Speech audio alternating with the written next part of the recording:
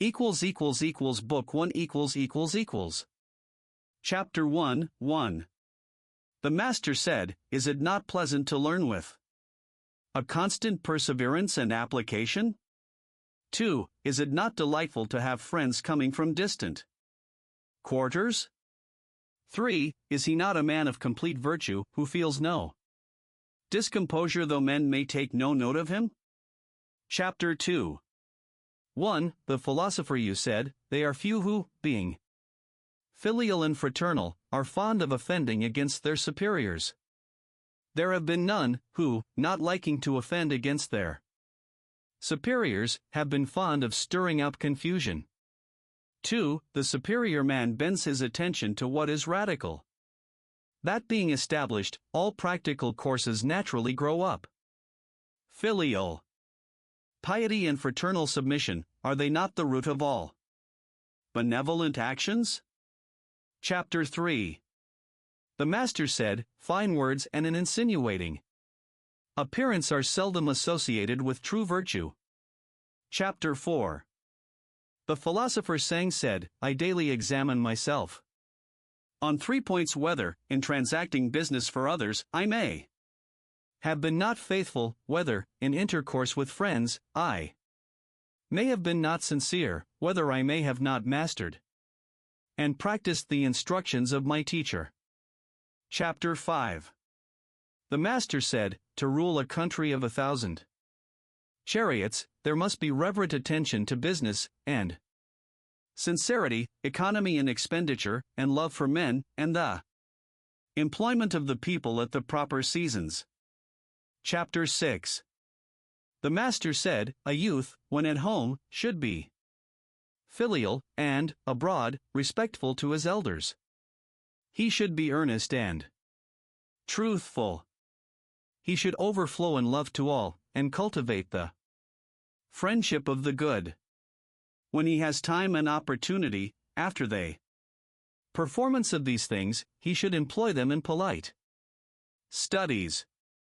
Chapter 7. Ctesias said, If a man withdraws his mind from the love of beauty, and applies it as sincerely to the love of the virtuous, if, in serving his parents, he can exert his utmost strength; if, in serving his prince, he can devote his life; if, in his intercourse with his friends, his words are sincere, although men say that he has not learned, I will certainly say that he has. Chapter 8. 1. The Master said, If the scholar be not grave, he will not call forth any veneration, and his learning will not be solid. 2. Hold faithfulness and sincerity as first principles. 3. Have no friends not equal to yourself. 4. When you have faults, do not fear to abandon them. Chapter 9. The philosopher Sang said, Let there be a careful attention to perform the funeral rites to parents, and let them be followed when long gone with the ceremonies of sacrifice, then the virtue of the people will resume its proper excellence. Chapter 10, 1. Ctesias asked Sekung, saying, When our master comes to any country, he does not fail to learn all about its government. Does he ask his information? Or is it given to him? 2. Sekung said, Our master is benign, upright, courteous, temperate, and complaisant, and thus he gets his information. The master's mode of asking information, is it not different from that of other men? Chapter 11.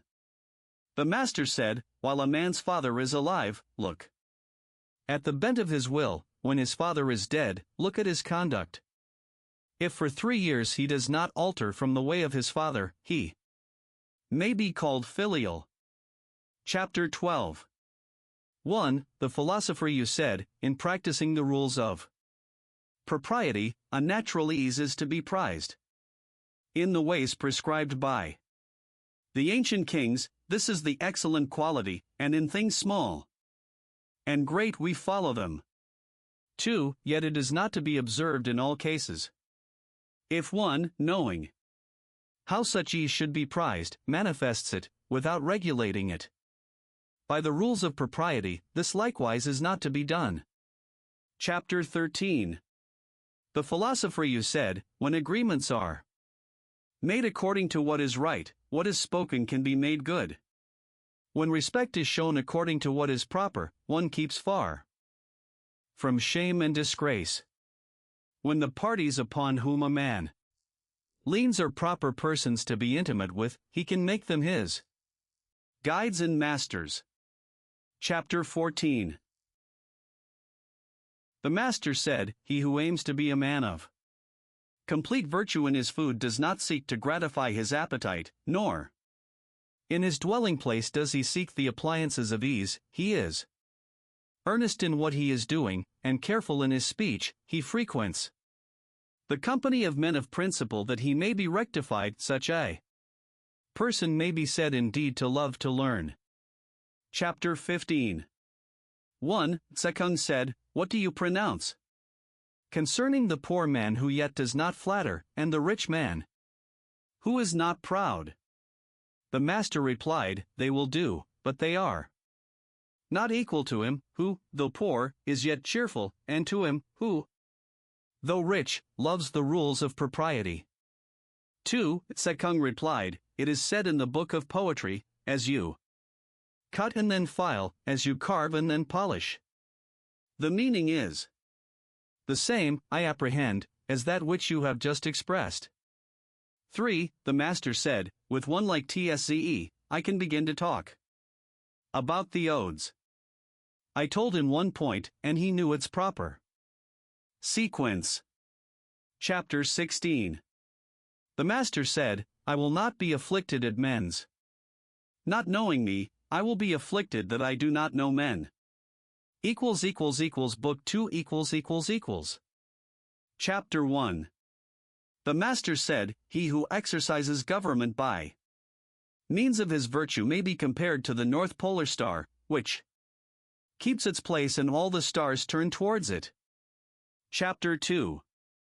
The master said, in the book of poetry are 300 pieces, but the design of them all may be embraced in one sentence, having no depraved thoughts.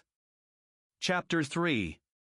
1. The master said, if the people be led by laws, and uniformity sought to be given them by punishments, they will try to avoid the punishment, but have no sense of shame. 2. If they be led by virtue, and uniformity sought to be given them by the rules of propriety, they will have the sense of shame, and moreover will become good.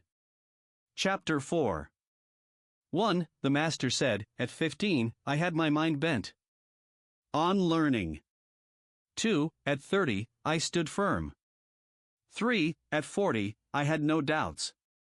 4. At 50, I knew the decrees of heaven. 5. At 60, my ear was an obedient organ for the reception of truth. 6. At 70, I could follow what my heart desired, without transgressing what was right. Chapter 5. 1. Mang I asked what filial piety was. The master said, it is not being disobedient. 2. Soon after, as Fan Chih was driving him, the master told him, saying, Mang's son asked me what filial piety was, and I answered him, not being disobedient. 3. Fan Chih said, what did you mean? The master replied, that parents, when alive, be served according to propriety, that when dead, they should be buried according to propriety, and that they should be sacrificed to according to propriety. Chapter 6. Mang Wu asked what filial piety was. The master said, parents are anxious lest their children should be sick. Chapter 7. Seiyu asked what filial piety was. The master said, the filial piety of nowadays means the support of one's parents. But dogs and horses likewise are able to do something in the way of support, without reverence. What is there to distinguish the one support given from the other? Chapter 8. Sesia asked what filial piety was. The master said, the difficulty is with the countenance. If, when their elders have any troublesome affairs, the young take the toil of them, and if, when the young have wine and food, they set them before their elders, is this to be considered filial piety? Chapter 9. The master said, I have talked with Hui for a whole day, and he has not made any objection to anything I said, as if he were stupid.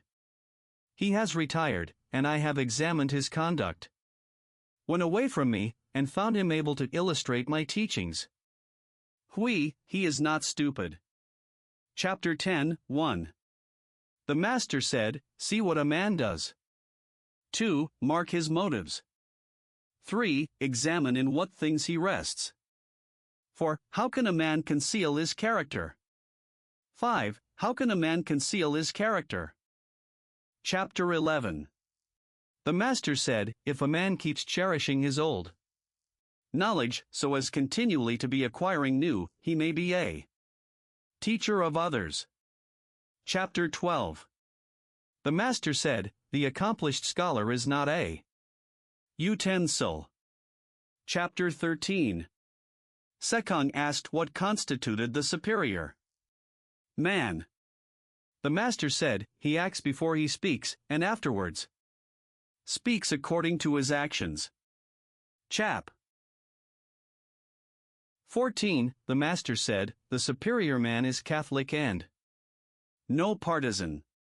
The mean man is partisan and not Catholic. Chapter 15. The master said, learning without thought is labor lost, thought without learning is perilous. Chapter 16. The master said, the study of strange doctrines is injurious indeed.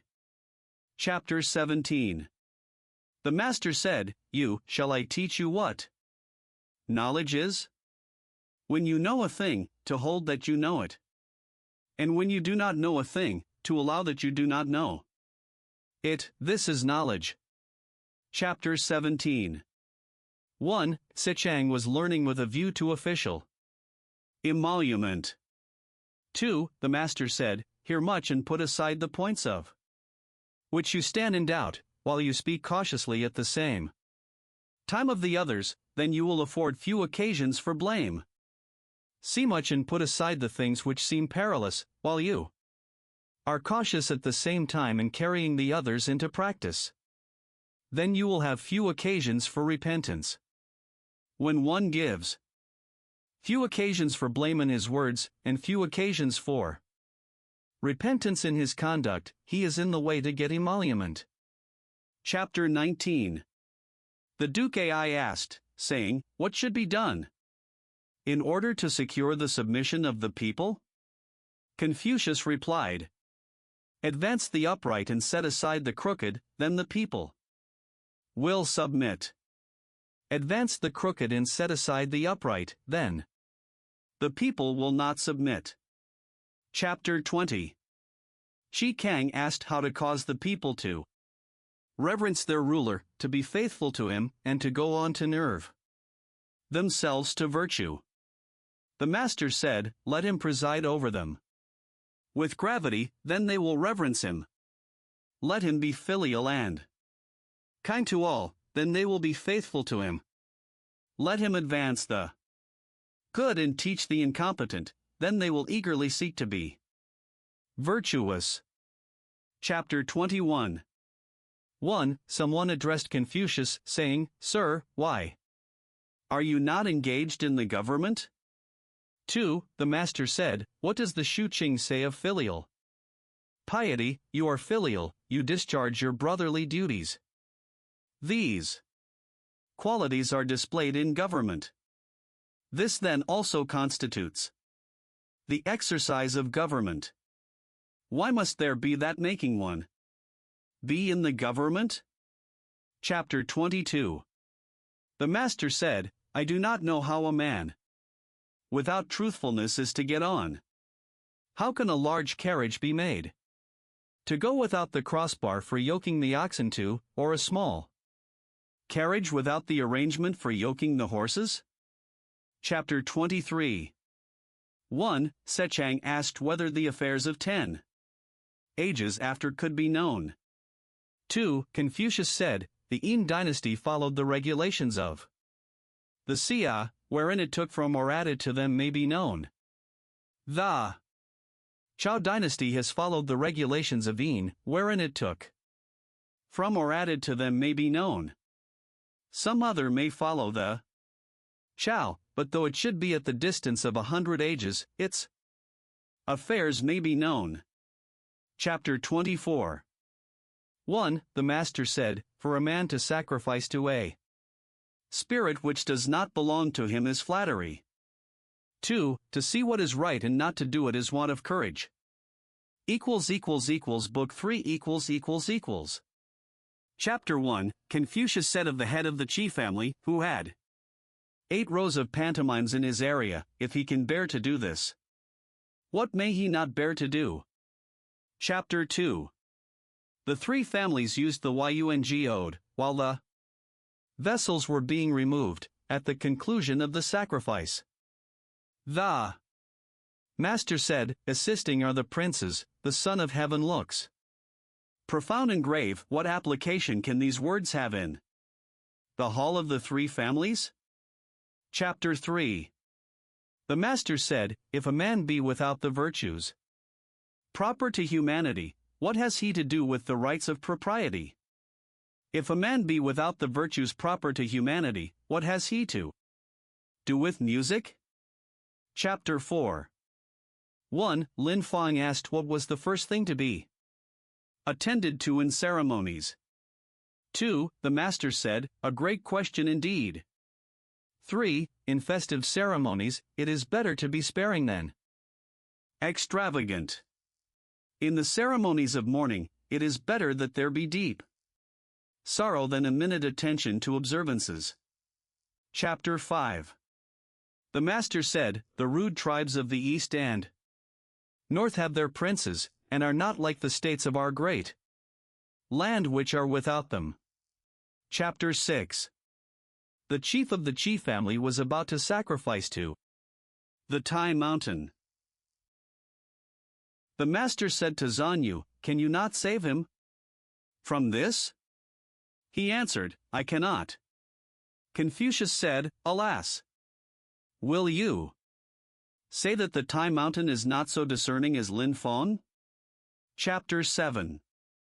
The Master said, the student of virtue has no contentions. If it be said he cannot avoid them, shall this be in archery? But he bows complacently to his competitors, thus he ascends the hall, descends, and exacts the forfeit of drinking. In his contention, he is still the Chunse. Chapter 8. 1. Cecilia asked, saying, what is the meaning of the passage, the pretty dimples of her artful smile, the well defined black and white of her eye, the plain ground for the colors? 2. The Master said, the business of laying on the colors follows the preparation of the plain ground. 3. Ceremonies then are a subsequent thing? The Master said, it is Shang who can bring out my meaning. Now I can begin to talk about the odes with him. Chapter 9. The Master said, I could describe the ceremonies of the Xia dynasty, but she cannot sufficiently attest my words. I could describe the ceremonies of the Yin dynasty, but some cannot sufficiently attest my words. They cannot do so, because of the insufficiency of their records and wise men. If those were sufficient, I could adduce them in support of my words. Chapter 10. The Master said, at the great sacrifice, after the pouring out of the libation, I have no wish to look on. Chapter 11. Someone asked the meaning of the great sacrifice. The Master said, I do not know. He who knew its meaning would find it as easy to govern the kingdom as to look on this, pointing to his palm. Chapter 12. 1. He sacrificed to the dead, as if they were Present. He sacrificed to the spirits, as if the spirits were present. 2. The master said, I consider my not being present at the sacrifice, as if I did not sacrifice. Chapter 13. 1. Wang Sun Xia asked, saying, What is the meaning of the saying, it is better to pay court to the furnace than to the southwest corner? 2. The master said, Not so. He who offends against heaven has none to whom he can pray. Chapter 14. The master said, Chao had the advantage of viewing the two past dynasties. How complete and elegant are its regulations. I follow Chao. Chapter 15.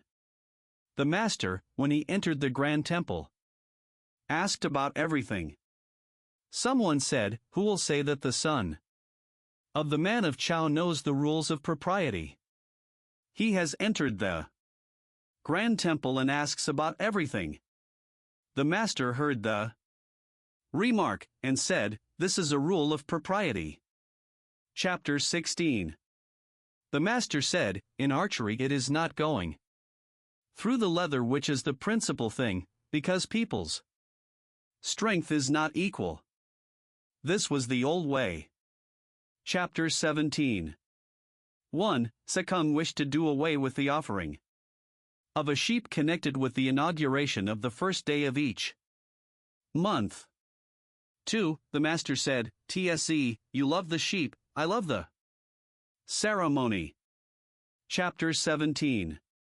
The master said, The full observance of the rules of propriety in serving one's prince is accounted by people to be flattery. Chapter 19. The Duke Ting asked how a prince should employ his ministers, and how ministers should serve their prince. Confucius replied, A prince should employ his minister according to the rules of propriety. Ministers should serve their prince with faithfulness. Chapter 20. The master said, The Quan Tzu is expressive of enjoyment without being licentious, and of grief without being hurtfully excessive. Chapter 21. 1. The Duke Ai asked Saiwa about the altars of the spirits of the land. Saiwa replied, The Xia sovereign planted the pine tree about them, the men of the Yin planted the cypress, and the men of the Chao planted the chestnut tree, meaning thereby to cause the people to be in awe. 2. When the master heard it, he said, Things that are done, it is needless to speak about, things that have had their course, it is needless to remonstrate about, things that are past, it is needless to blame. Chapter 22. 1. The master said, Small indeed was the capacity of Quan Chung. 2. Someone said, Was Quan Chung parsimonious? Quan was the reply, had the San Kuei and his officers performed no double duties, how can he be considered parsimonious? 3. Then, did Quan Chung know the rules of propriety? The master said, The princes of states have a screen intercepting the view at their gates. Quan had likewise a screen at his gate. The princes of states on any friendly meeting between two of them had a stand on which to place their inverted cups. Quan had also such a stand. If Quan knew the rules of propriety, who does not know them? Chapter 32. The master instructing the grand music master of Lu said, How to play music may be known. At the commencement of the piece, all the parts should sound together. As it proceeds, they should be in harmony while severally distinct and flowing without break, and thus on to the conclusion. Chapter 24. The border warden at E requested to be introduced to the master, saying, When men of superior virtue have come to this, I have never been denied the privilege of seeing them. The followers of the sage introduced him, and when he came out from the interview, he said, "My friends, why are you distressed? By your master's loss of office? The kingdom has long been without the principles of truth and right. Heaven is going to use your master as a bell with its wooden tongue." Chapter 25. The master said of the Shao that it was perfectly beautiful and also perfectly good. He said of the Wu that it was perfectly beautiful but not perfectly good. Chapter 26. The master said, "High station filled without indulgent generosity, ceremonies performed without reverence, mourning conducted without sorrow, wherewith should I contemplate such ways?" Book for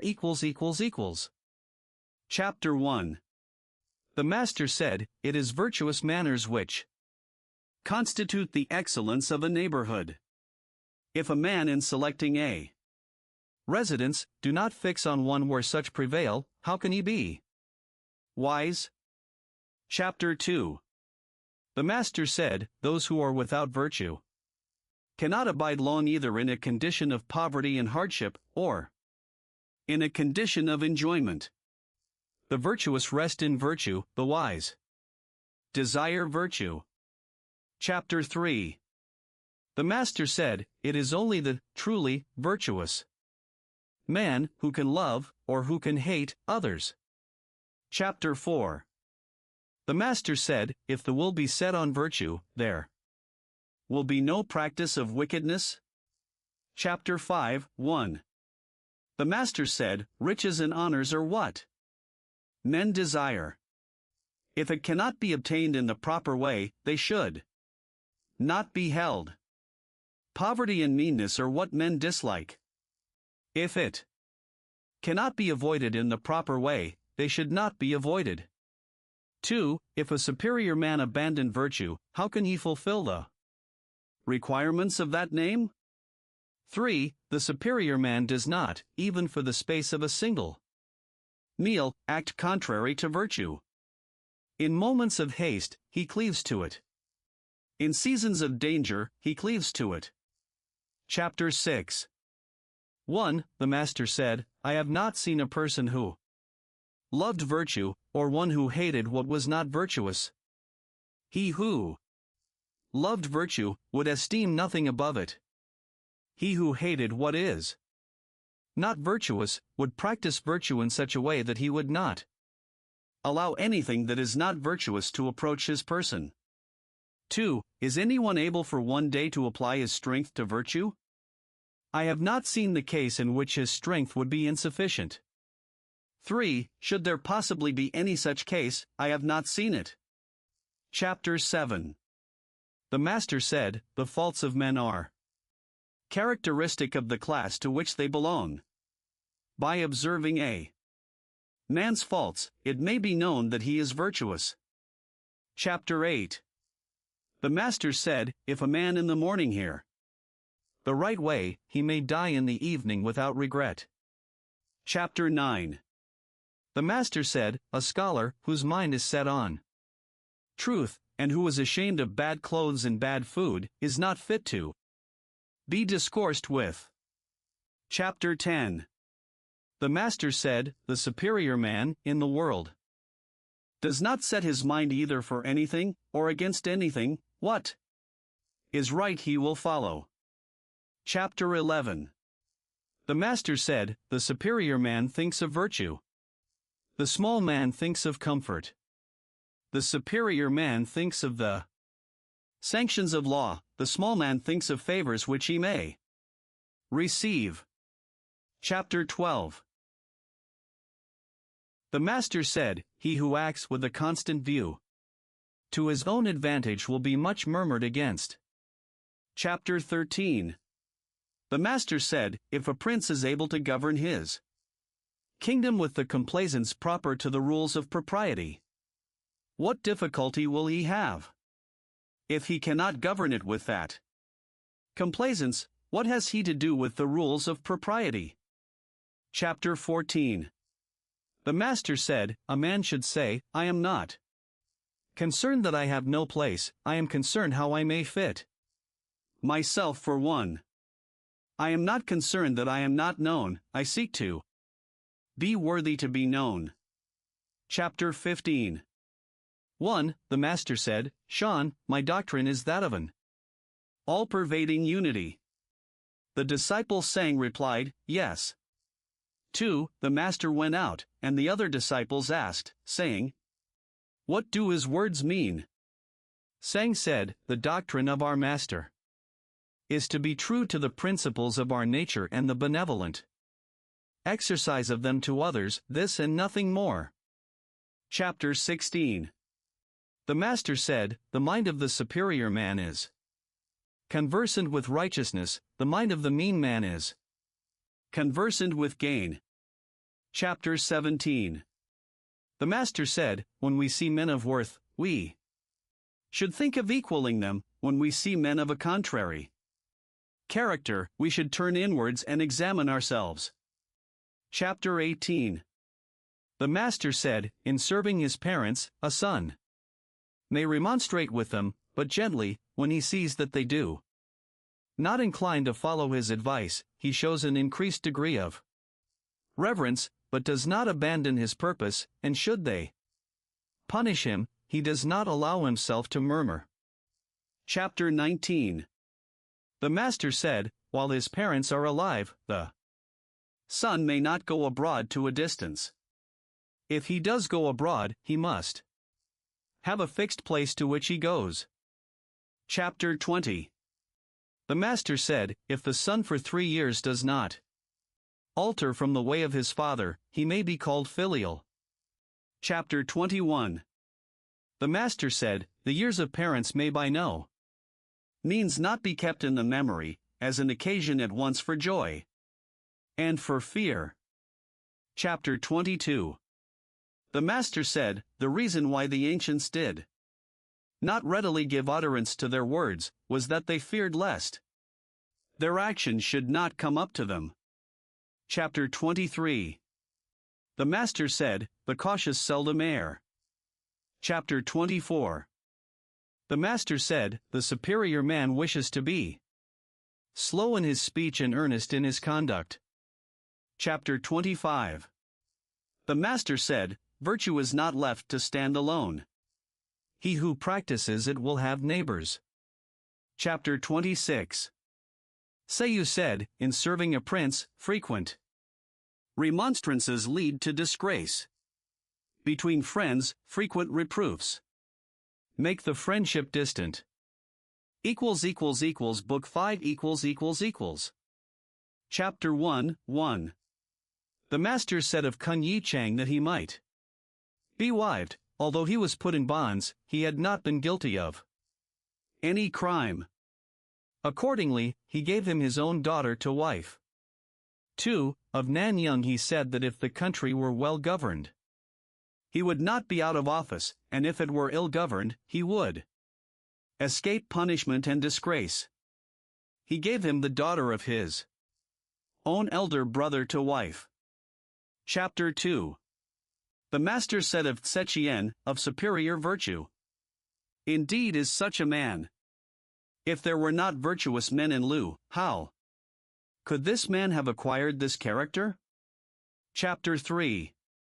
Sekung asked, What do you say of me, Tse? The Master said, You are a utensil. What utensil? A gemmed sacrificial utensil. Chapter 4. 1. Someone said, Young is truly virtuous, but he is not ready with his tongue. 2. The Master said, What is the good of being ready with the tongue? They who encounter men with smartnesses of speech for the most part procure themselves hatred. I know not whether he be truly virtuous, but why should he show readiness of the tongue? Chapter 5. The Master was wishing Chi Tiao Kai to enter on official employment. He replied, I am not yet able to rest in the assurance of this. The Master was pleased. Chapter 6. The master said, "My doctrines make no way. I will get upon a raft, and float about on the sea. He that will accompany me will be you, I dare say." Selu hearing this was glad. Upon which the master said, "You is fonder of daring than I am. He does not exercise his judgment upon matters." Chapter 7. 1. Mangwu asked about Selu, whether he was perfectly virtuous. The master said, "I do not know." 2. He asked again, when the master replied, "In a kingdom of 1,000 chariots, you might be employed to manage the military levies, but I do not know whether he be perfectly virtuous." 3. And what do you say of Chiu? The master replied, "In a city of 1,000 families, or a clan of 100 chariots, Chiu might be employed as governor, but I do not know whether he is perfectly virtuous." 4. What do you say of Chih? The master replied, "With his shashgirtan standing in a court, Chih might be employed to converse with the visitors and guests, but I do not know whether he is perfectly virtuous." Chapter 7. 1. The master said to Tsekung, "Which do you consider superior, yourself or Hui?" 2. Tsekung replied, "How dare I compare myself with Hui? Hui hears one point and knows all about a subject, I hear one point and know a second." 3. The master said, "You are not equal to him. I grant you, you are not equal to him." Chapter 9. 1. Sayu being asleep during the daytime, the master said, "Rotten wood cannot be carved, a wall of dirty earth will not receive the trowel. This you, what is the use of my reproving him?" 2. The master said, "At first, my way with men was to hear their words, and give them credit for their conduct. Now my way is to hear their words, and look at their conduct. It is from you that I have learned to make this change." Chapter 10. The master said, "I have not seen a firm and unbending man." Someone replied, "There is Shan Chang." "Chang," said the master, "is under the influence of his passions, how can he be pronounced firm and unbending?" Chapter 11. Sekung said, "What I do not wish men to do to me, I also wish not to do to men." The master said, "Tsze, you have not attained to that." Chapter 12. Sekung said, "The master's personal displays of his principles and ordinary descriptions of them may be heard. His discourses about man's nature and the way of heaven cannot be heard." Chapter 13. When Selu heard anything, if he had not yet succeeded in carrying it into practice, he was only afraid lest he should hear something else. Chapter 14. Sekung asked, saying, "On what ground did Kung Wan get that title of Wan?" The master said, "He was of an active nature and yet fond of learning, and he was not ashamed to ask and learn of his inferiors. On these grounds he has been styled Wan." Chapter 15. The master said of Tsesiachin that he had four of the characteristics of a superior man in his conduct of himself. He was humble, in serving his superiors; he was respectful, in nourishing the people; he was kind, in ordering the people; he was just. Chapter 16. The master said, Yin Ping knew well how to maintain friendly intercourse. The acquaintance might be long, but he showed the same respect as at first. Chapter 17. The master said, Sangwon kept a large tortoise in a house, on the capitals of the pillars of which he had hills made, and with representations of duckweed on the small pillars above. The beams supporting the rafters, of what sort was his wisdom? Chapter 18. 1. Sechang asked, saying, the minister Tse. 1. Thrice took office, and manifested no joy in his countenance. Thrice he retired from office, and manifested no displeasure. He made it a point to inform the new minister of the way in which he had conducted the government. What do you say of him? The master replied. He was loyal. Was he perfectly virtuous? I do not know. How can he be pronounced perfectly virtuous? 2. Sechang proceeded, when the officer Chui killed the Prince of Chi, Chan Wan, though he was the owner of 40 horses, abandoned them and left the country. Coming to another state, he said, they are here like our great officer, Chui, and left it. He came to a second state, and with the same observation left it also. What do you say of him? The master replied, he was pure. Was he perfectly virtuous? I do not know. How can he be pronounced perfectly virtuous? Chapter 19. Chiwan thought thrice, and then acted. When the master was informed of it, he said, twice may do. Chapter 20. The master said, when good order prevailed in his country, Ning Wu acted the part of a wise man. When his country was in disorder, he acted the part of a stupid man. Others may equal his wisdom, but they cannot equal his stupidity. Chapter 21. When the master was in Shan, he said, let me return. Let me return. The little children of my school are ambitious and too hasty. They are accomplished and complete so far, but they do not know how to restrict and shape themselves. Chapter 22. The master said, Pai and Shu Chi did not keep the former wickednesses of men in mind, and hence the resentments directed towards them were few. Chapter 23. The master said, who says of Wei Shang Kao that he is upright? One begged some vinegar of him, and he begged it of a neighbor and gave it to the man. Chapter 24. The master said, fine words, and insinuating appearance, and excessive respect, so Chi Yuming was ashamed of them. I also am ashamed of them.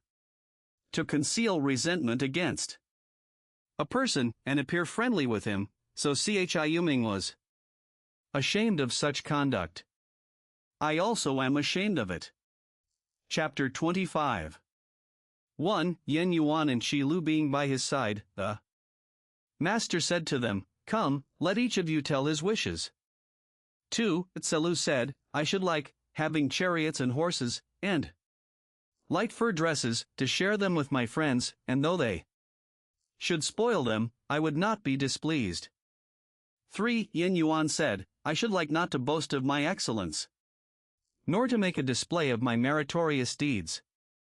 For Tse Lu then said, I should like, sir, to hear your wishes. The master said, they are, in regard to the aged, to give them rest. In regard to friends, to show them sincerity, in regard to the young, to treat them tenderly. Chapter 26. The master said, it is all over.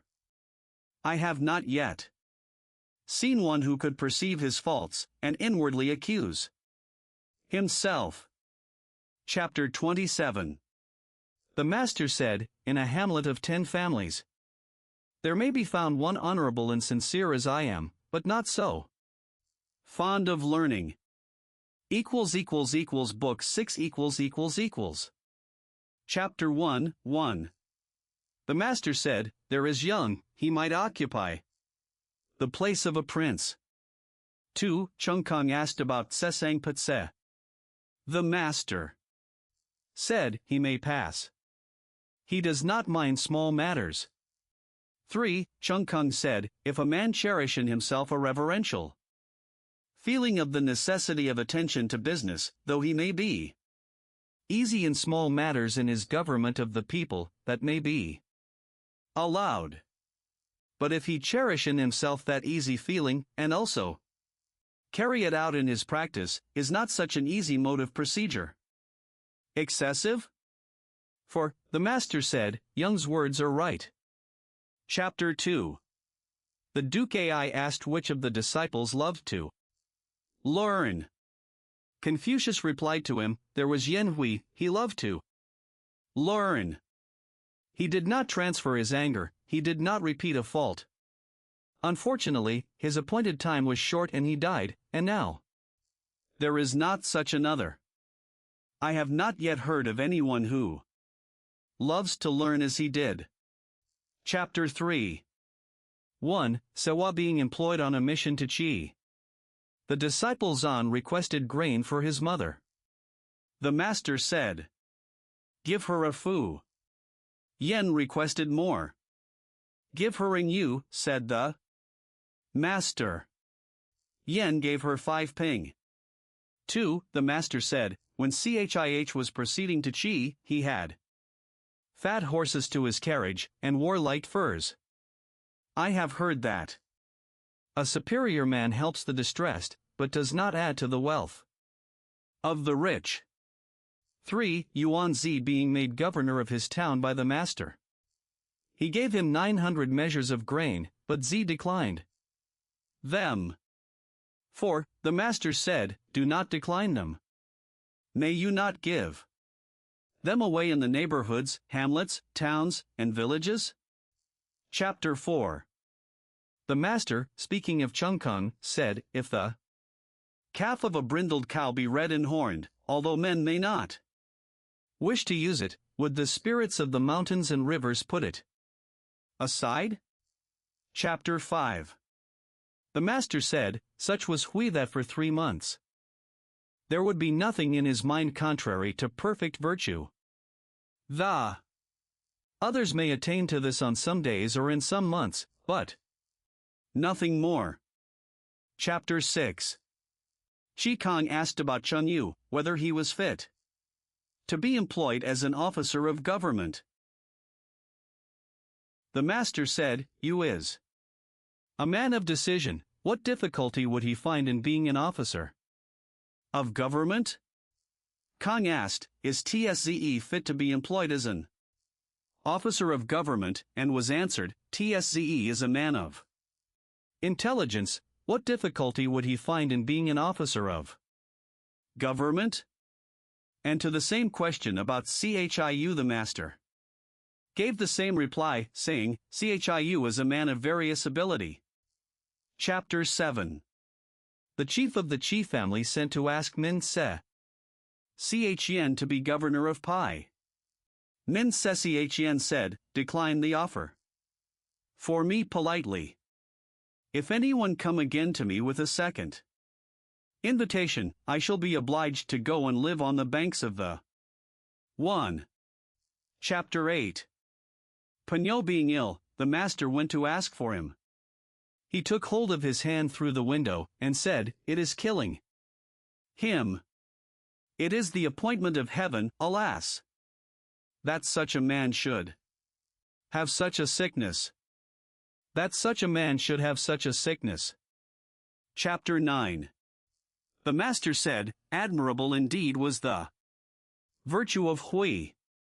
With a single bamboo dish of rice, a single gourd dish of drink, and living in his mean narrow lane, while others could not have endured the distress, he did not allow his joy to be affected by it. Admirable indeed was the virtue of Hui. Chapter 10. Yen Chiu said, it is not that I do not delight in your doctrines, but my strength is insufficient. The master said, those whose strength is insufficient give over in the middle of the way. But now you limit yourself. Chapter 11. The master said to Tsesia, do you be a scholar? After the style of the superior man, and not after that of the mean man. Chapter 12. Say you being governor of Wuxiechang, the master said to him, have you got good men there? He answered, there is. Tan Tai Niaming, who never in walking takes a shortcut, and never comes to my office, excepting on public business. Chapter 13. The master said, Mang Chi Fan does not boast of his merit being in the rear on an occasion of flight. When they were about to enter the gate, he whipped up his horse, saying, It is not that I dare to be last. My horse would not advance.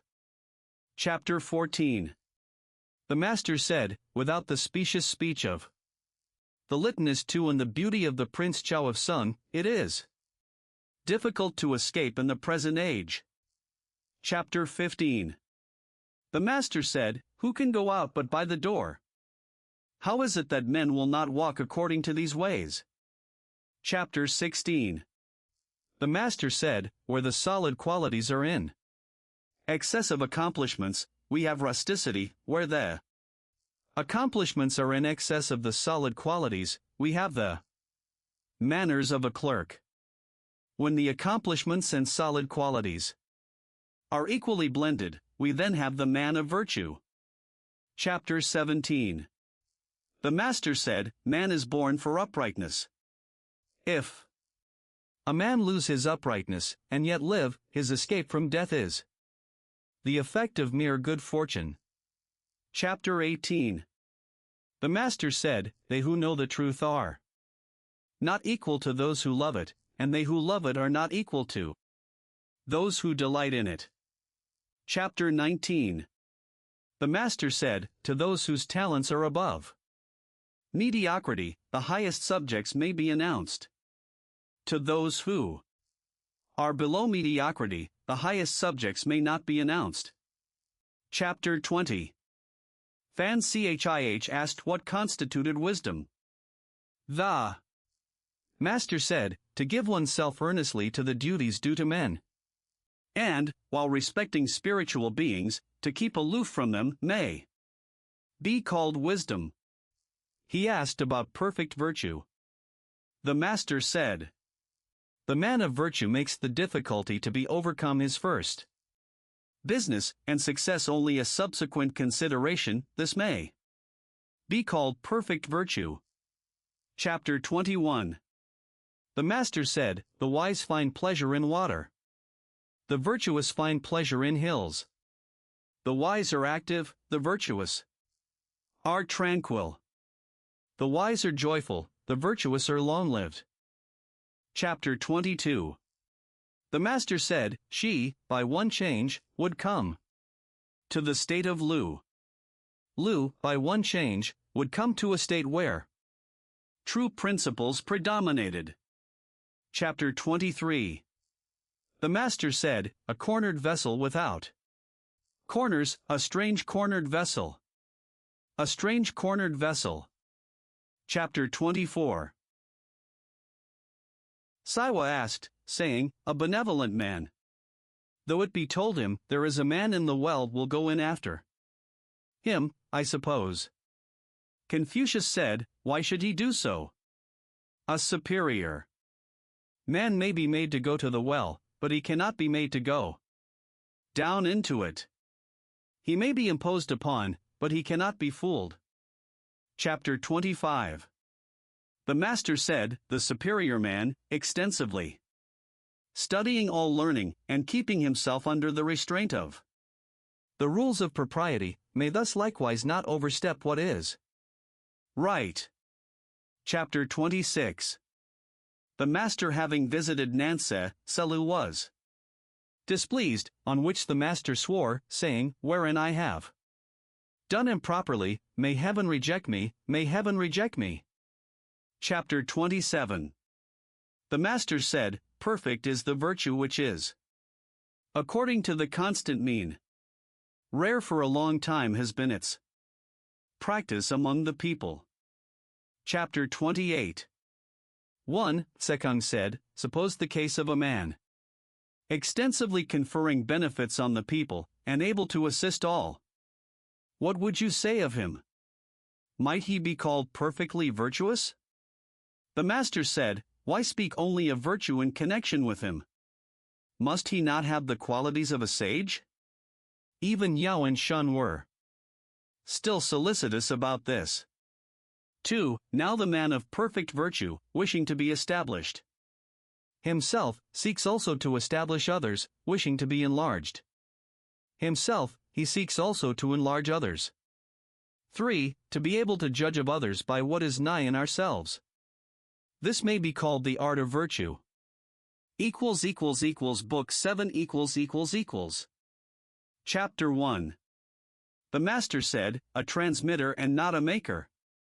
Believing in and loving the ancients, I venture to compare myself with our old Pang. Chapter 2. The Master said, the silent treasuring up of knowledge, learning without satiety, and instructing others without being wearied, which one of these things belongs to me? Chapter 3. The Master said, the leaving virtue without proper cultivation, the not thoroughly discussing what is learned, not being able to move towards righteousness of which a knowledge is gained, and not being able to change what is not good. These are the things which occasion me solicitude. Chapter 4. When the Master was unoccupied with business, his manner was easy, and he looked pleased. Chapter 5. The Master said, extreme is my decay. For a long time, I have not dreamed, as I was wont to do, that I saw the Duke of Chow. Chapter 6. 1. The Master said, let the will be set on the path of duty. 2. Let every attainment in what is good be firmly grasped. 3. Let perfect virtue be accorded with. 4. Let relaxation and enjoyment be found in the polite arts. Chapter 7. The Master said, from the man bringing his bundle of dried flesh for my teaching upwards, I have never refused instruction to anyone. Chapter 8. The Master said, I do not open up the truth to one who is not eager to get knowledge, nor help out anyone who is not anxious to explain himself. When I have presented one corner of a subject to anyone, and he cannot from it learn the other 3, I do not repeat my lesson. Chapter 9. 1. When the Master was eating by the side of a mourner, he never ate to the full. 2. He did not sing on the same day in which he had been weeping. Chapter 10. 1. The Master said to Yen Yuan, when called to office, to undertake its duties, when not so called, to lie retired. It is only I and you who have attained to this. 2. Selu said, if you had the conduct of the armies of a great state, whom would you have to act with you? 3. The Master said, I would not have him to act with me, who will unarmed attack a tiger, or cross a river without a boat, dying without any regret. My associate must be the man who proceeds to action full of solicitude, who is fond of adjusting his plans, and then carries them into execution. Chapter 11. The Master said, if the search for riches is sure to be successful, though I should become a groom with whip in hand to get them, I will do so. As the search may not be successful, I will follow after that which I love. Chapter 12. The things in reference to which the Master exercised the greatest caution were fasting, war, and sickness. Chapter 13. When the Master was in Shi, he heard the Shao, and for 3 months did not know the taste of flesh. I did not think, he said, that music could have been made so excellent as this. Chapter 14. 1. Yen Yu said, is our Master for the ruler of Wei? Sekung said, oh, I will ask him. 2. He went in accordingly, and said, what sort of men were Pi and Shu Chi? They were ancient worthies, said the Master. Did they have any repinings because of their course? The Master again replied, they sought to act virtuously, and they did so. What was there for them to repine about? On this, Sekun went out and said, Our master is not for him. Chapter 15. The master said, With coarse rice to eat, with water to drink, and my bended arm for a pillow, I have still joy in the midst of these things. Riches and honors acquired by unrighteousness are to me as a floating cloud. Chapter 16. The master said, If some years were added to my life, I would give 50 to the study of the Yi, and that I might come to be without great faults. Chapter 17. The master's frequent themes of discourse were the odes, the history, and the maintenance of the rules of propriety. On all these he frequently discoursed. Chapter 18. 1. The Duke of She asked Selu about Confucius, and Selu did not answer him. 2. The master said, Why did you not say to him, He is simply a man who in his eager pursuit of knowledge forgets his food, who in the joy of its attainment forgets his sorrows, and who does not perceive that old age is coming on? Chapter 19. The master said, I am not one who was born in the possession of knowledge, I am one who was fond of antiquity, and earnest in seeking it there. Chapter 20. The subjects on which the master did not talk were extraordinary things, feats of strength, disorder, and spiritual beings. Chapter 21. The master said, When I walk along with two others, they may serve me as my teachers. I will select their good qualities and follow them, their bad qualities and avoid them. Chapter 22. The master said, Heaven produced the virtue that is in me. Huan Tue, what can he do to me? Chapter 23. The master said, Do you think, my disciples, that I have any concealments? I conceal nothing from you. There is nothing which I do that is not shown to you, my disciples, that is my way. Chapter 24. There were 4 things which the master taught: letters, ethics, devotion of soul, and truthfulness. Chapter 25. 1. The master said, A sage it is not mine to see. Could I see a man of real talent and virtue, that would satisfy me? 2. The master said, A good man it is not mine to see. Could I see a man possessed of constancy, that would satisfy me?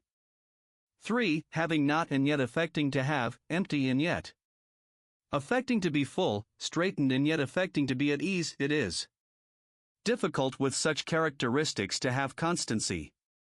Chapter 26. The master angled, but did not use a net. He shot, but not at birds perching. Chapter 27.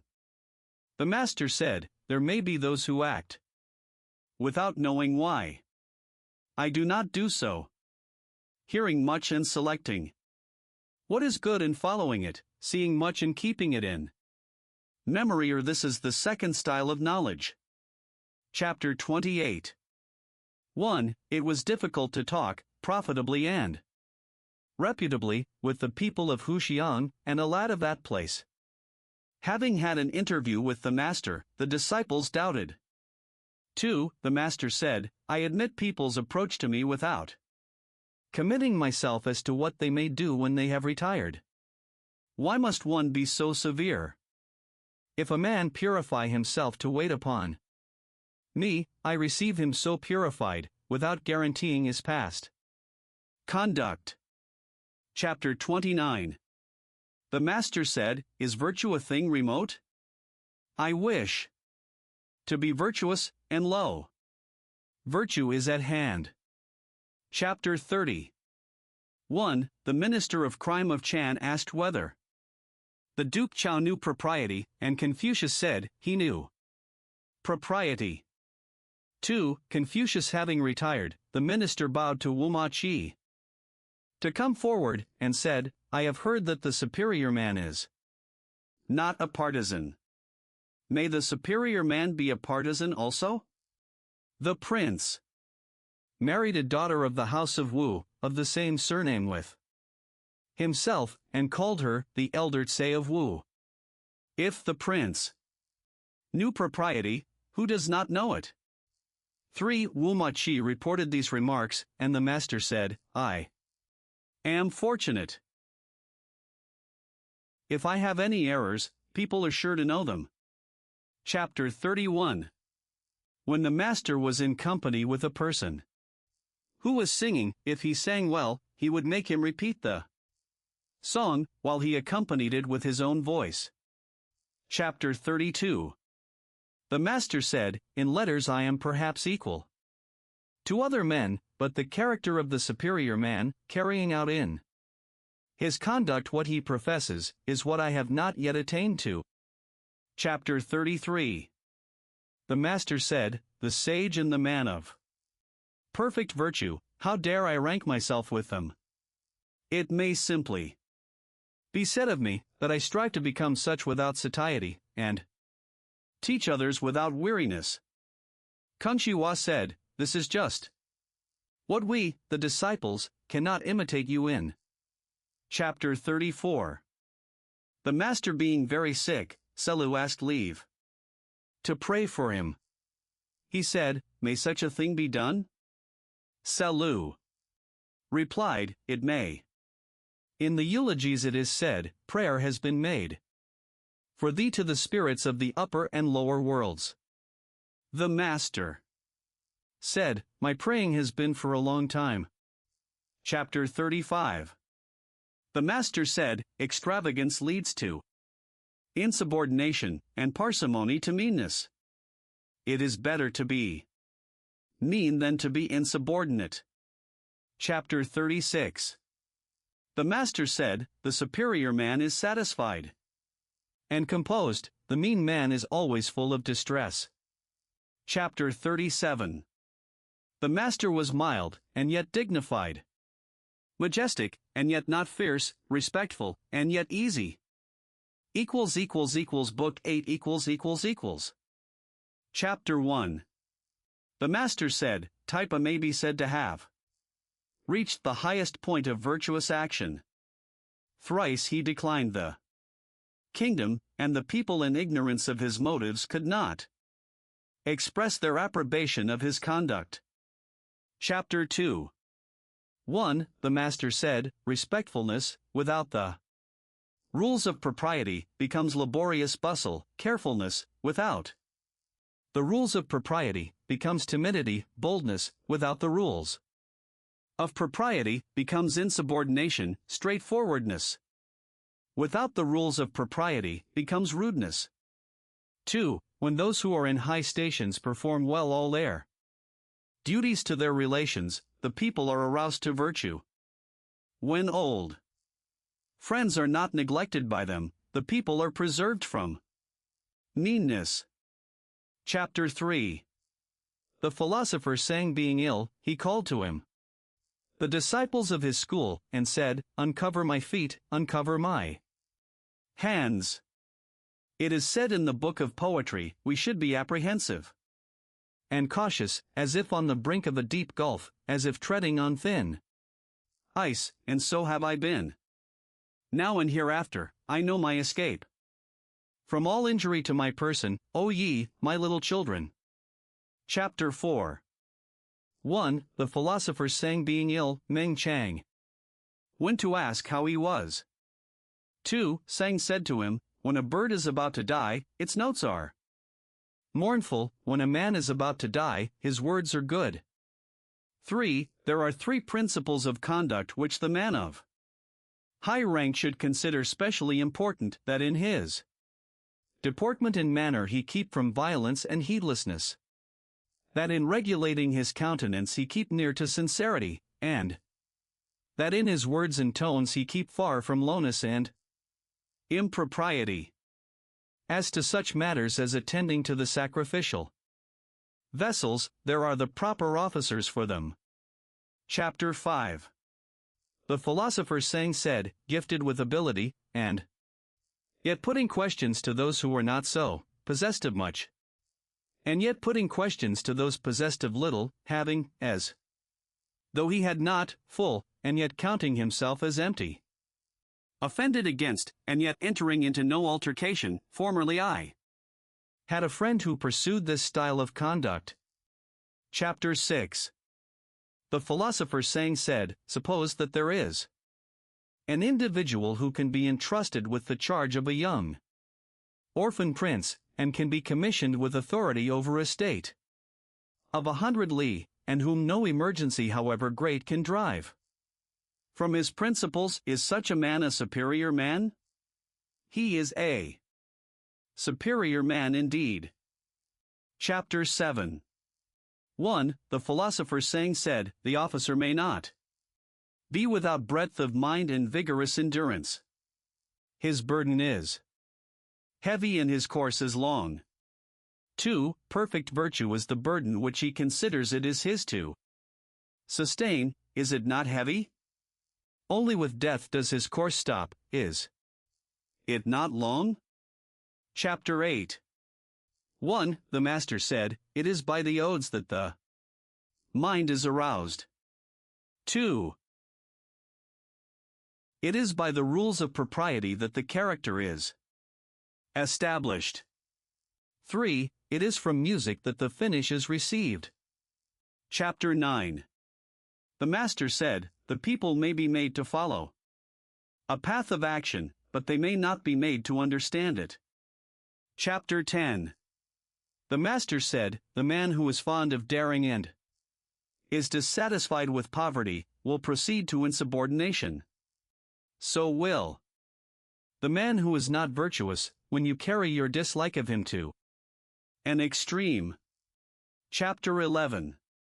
The master said, though a man have abilities as admirable as those of the Duke of Chow, yet if he be proud and niggardly, those other things are really not worth being looked at. Chapter 12. The master said, it is not easy to find a man who has learned for 3 years without coming to be good. Chapter 13. 1. The master said, with sincere faith he unites the love of learning, holding firm to death, he is perfecting the excellence of his course.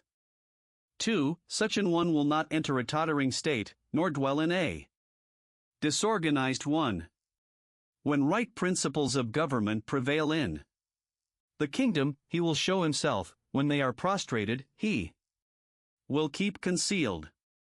3. When a country is well governed, poverty and a mean condition are things to be ashamed of. When a country is ill governed, riches and honor are things to be ashamed of. Chapter 14. The master said, he who is not in any particular office has nothing to do with plans for the administration of its duties. Chapter 15. The master said, when the music master chief first entered on his office, the finish of the Quan Tzu was magnificent. How it filled the ears. Chapter 16. The master said, ardent and yet not upright, stupid and yet not attentive, simple and yet not sincere are such persons I do not understand. Chapter 17. The master said, learn as if you could not reach your object, and were always fearing also lest you should lose it. Chapter 18. The master said, how majestic was the manner in which Shun and you held possession of the empire, as if it were nothing to them. Chapter 19. 1. The master said, great indeed was Yao as a sovereign. How majestic was he! It is only heaven that is grand, and only Yao corresponded to it. How vast was his virtue! The people could find no name for it. 2. How majestic was he in the works which he accomplished! How glorious in the elegant regulations which he instituted! Chapter 20. 1. Shun had 5 ministers, and the empire was well governed. 2. King Wu said, I have 10 able ministers. 3. Confucius said, is not the saying that talents are difficult to find true? Only when the dynasties of Tang and Yu met were they more abundant than in this of Chao, yet there was a woman among them. The able ministers were no more than 9 men. For King Wan possessed 2 of the 3 parts of the empire, and with those he served the dynasty of Yin. The virtue of the House of Chao may be said to have reached the highest point. Indeed. Chapter 21. The master said, I can find no flaw in the character of you. He used himself coarse food and drink, but displayed the utmost filial piety towards the spirits. His ordinary garments were poor, but he displayed the utmost elegance in his sacrificial cap and apron. He lived in a low mean house, but expended all his strength on the ditches and water channels. I can find nothing like a flaw in you. Book 9 Chapter 1. The subjects of which the master seldom spoke were profitableness, and also the appointments of heaven, and perfect virtue. Chapter 2. 1. A man of the village of Taxiang said, Great indeed is the philosopher Kung. His learning is extensive, and yet he does not render his name famous by any particular thing. 2. The master heard the observation, and said to his disciples, What shall I practice? Shall I practice charioteering, or shall I practice archery? I will practice charioteering. Chapter 3. 1. The master said, The linen cap is that prescribed by the rules of ceremony, but now a silk one is worn. It is economical, and I follow the common practice. 2. The rules of ceremony prescribe the bowing below the hall, but now the practice is to bow only after ascending it. That is arrogant. I continue to bow below the hall, though I oppose the common practice. Chapter 4. There were 4 things from which the master was entirely free. He had no foregone conclusions, no arbitrary predeterminations, no obstinacy, and no egoism. Chapter 5. 1. The master was put in fear in Kuang. 2. He said, after the death of King Wan, was not the cause of truth lodged here in me? 3. If heaven had wished to let this cause of truth perish, then I, a future mortal, should not have got such a relation to that cause. While heaven does not let the cause of truth perish, what can the people of Quan do to me? Chapter 6. 1. A high officer asked Sekung, saying, May we not say that your master is a sage? How various is his ability? 2. Sekung said, Certainly heaven has endowed him unlimitedly. He is about a sage. And, moreover, his ability is various. 3. The master heard of the conversation and said, Does the high officer know me? When I was young, my condition was low, and therefore I acquired my ability in many things, but they were mean matters.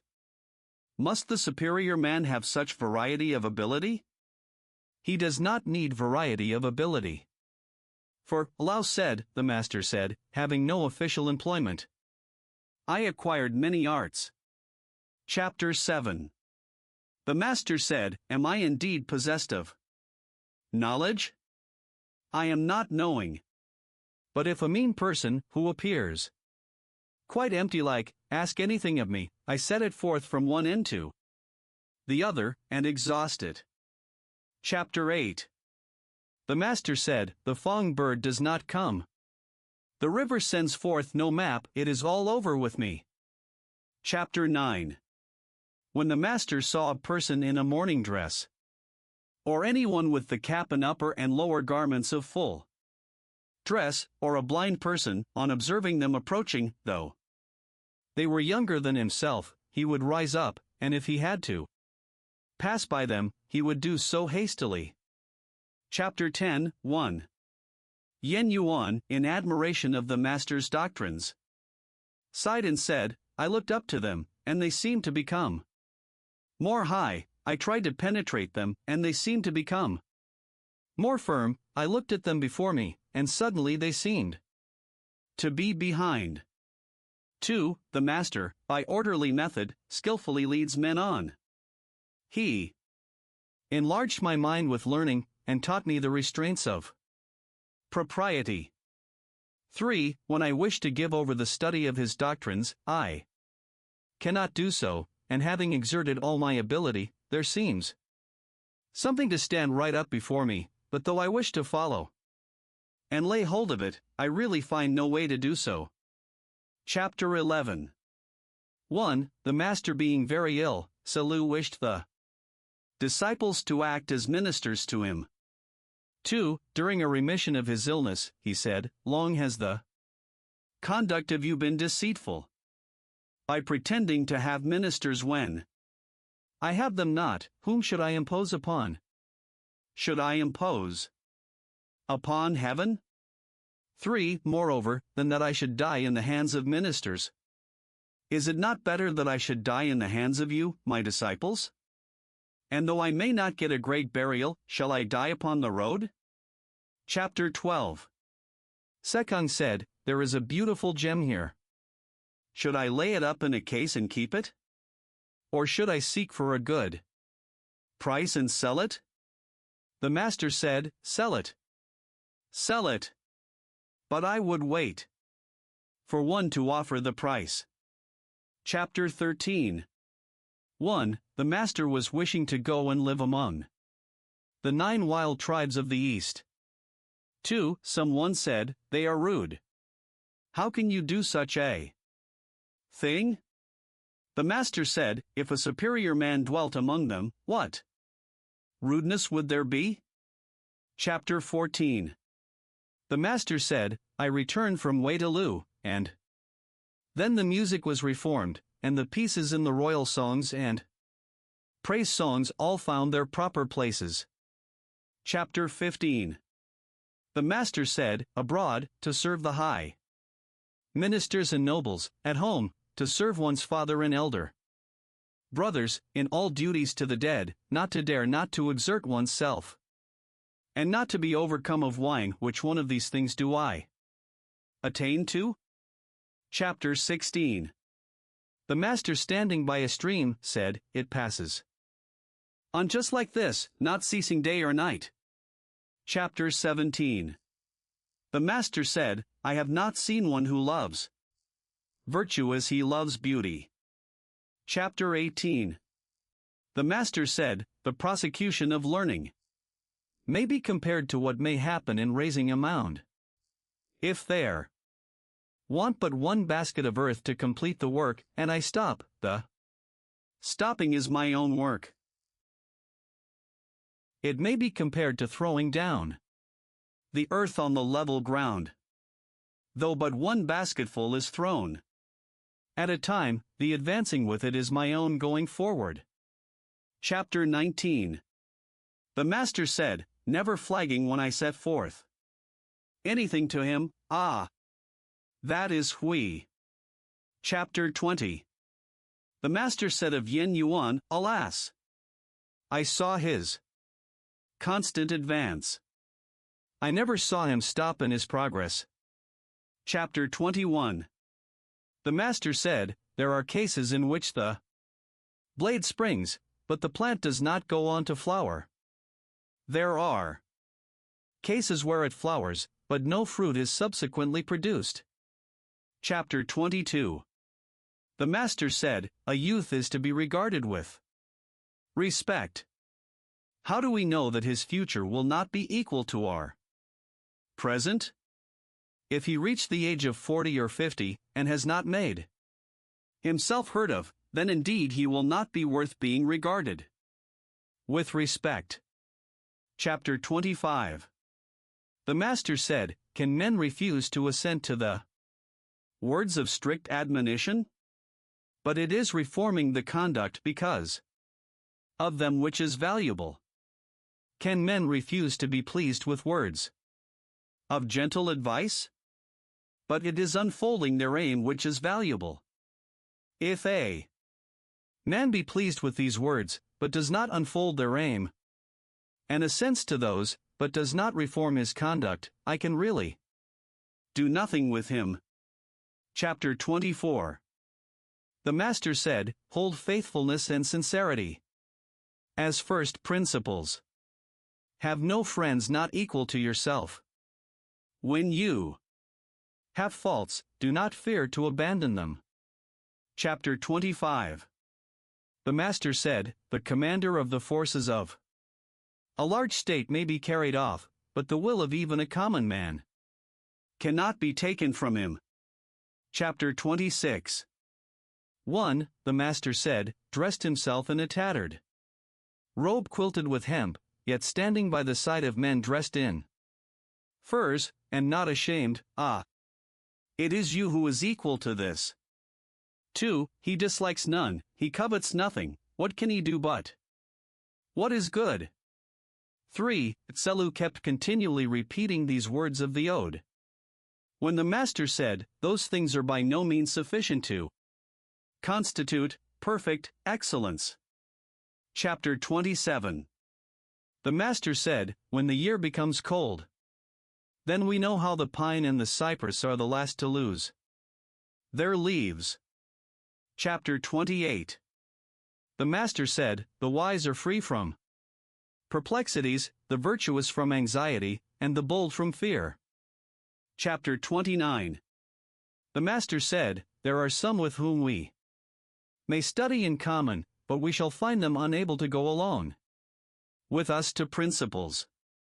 Perhaps we may go on with them to principles, but we shall find them unable to get established in those along with us. Or if we may get so established along with them, we shall find them unable to weigh occurring events along with us. Chapter 30. 1. How the flowers of the aspen plum flutter and turn. Do I not think of you? But your house is distant. 2. The Master said, it is the want of thought about it. How is it distant? Book 10 Chapter 1, 1.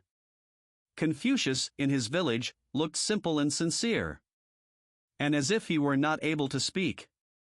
2. When he was in the prince's ancestorial temple, or in the court, he spoke minutely on every point, but cautiously.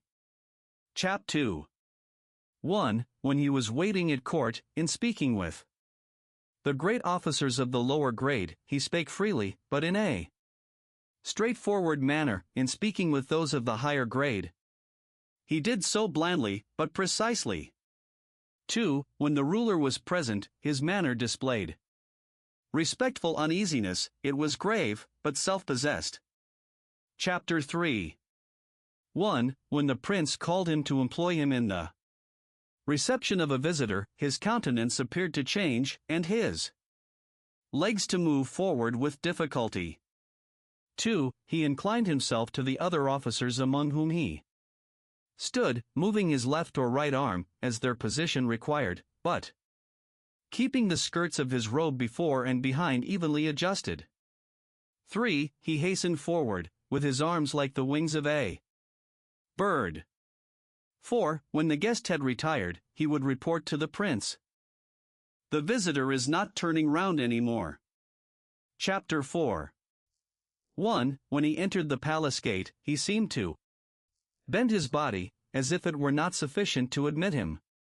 2. When he was standing, he did not occupy the middle of the gateway. When he passed in or out, he did not tread upon the threshold.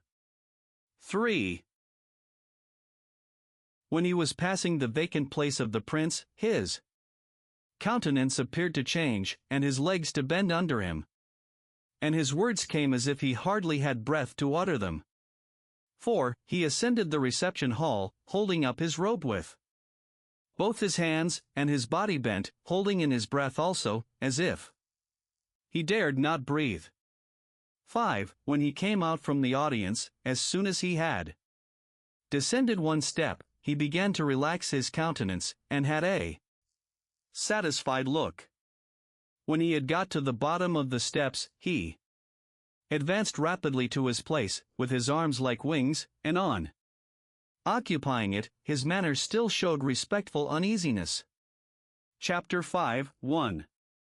When he was carrying the scepter of his ruler, he seemed to bend his body, as if he were not able to bear its weight.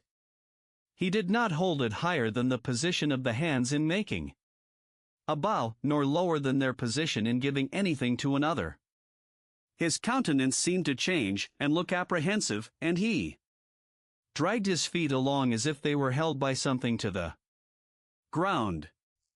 2. In presenting the presents with which he was charged, he wore a placid appearance. 3. At his private audience, he looked highly pleased. Chapter 6. 1. The superior man did not use a deep purple, or a puce color, in the ornaments of his dress. 2. Even in his undress, he did not wear anything of a red or reddish color. 3. In warm weather, he had a single garment either of coarse or fine texture, but he wore it displayed over an inner garment. 4. Over lamb's fur he wore a garment of black, over fawn's fur one of white, and over fox's fur one of yellow. 5. The fur robe of his undress was long, with the right sleeve short. 6. He required his sleeping dress to be half as long again as his body. 7. When staying at home, he used thick furs of the fox or the badger. 8. When he put off mourning, he wore all the appendages of the girdle. 9. His undergarment, except when it was required to be of the curtain shape, was made of silk cut narrow above and wide below. 10. He did not wear lamb's fur or a black cap, on a visit of condolence. 11. On the first day of the month he put on his court robes and presented himself at court. Chapter 7. 1. When fasting, he thought it necessary to have his clothes brightly clean and made of linen cloth. 2. When fasting, he thought it necessary to change his food, and also to change the place where he commonly sat in the apartment. Chapter 8. 1. He did not dislike to have his rice finely cleaned, nor to have his minced meat cut quite small. 2. He did not eat rice which had been injured by heat or damp, and turned sour, nor fish or flesh which was gone. He did not eat what was discolored, or what was of a bad flavor, nor anything which was ill-cooked, or was not in season. 3. He did not eat meat which was not cut properly, nor what was served without its proper sauce. For, though there might be a large quantity of meat, he would not allow what he took to exceed the due proportion for the rice. It was only in wine that he laid down no limit for himself, but he did not allow himself to be confused by it. 5. He did not partake of wine and dried meat bought in the market. 6. He was never without ginger when he ate. 7. He did not eat much. 8. When he had been assisting at the prince's sacrifice, he did not keep the flesh which he received overnight. The flesh of his family sacrifice he did not keep over 3 days. If kept over 3 days, people could not eat it.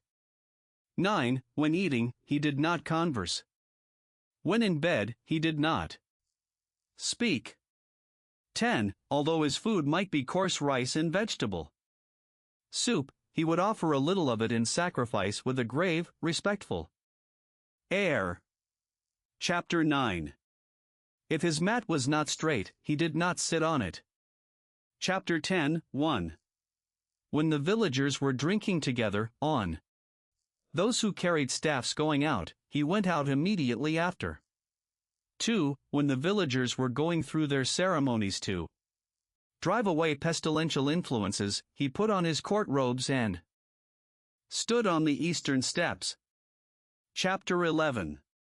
1. When he was sending complimentary inquiries to anyone in another state, he bowed twice as he escorted the messenger away. 2. Shi Kong having sent him a present of physic, he bowed and received it, saying, I do not know it. I dare not taste it. Chapter 12. The stable being burned down, when he was at court, on his return he said, Has any man been hurt? He did not. Ask about the horses. Chapter 13. 1. When the prince sent him a gift of cooked meat, he would adjust his mat, first taste it, and then give it away to others. When the prince sent him a gift of undressed meat, he would have it cooked, and offer it to the spirits of his ancestors. When the prince sent him a gift of a living animal, he would keep it alive. 2. When he was in attendance on the prince and joining in the entertainment, the prince only sacrificed. He first tasted everything.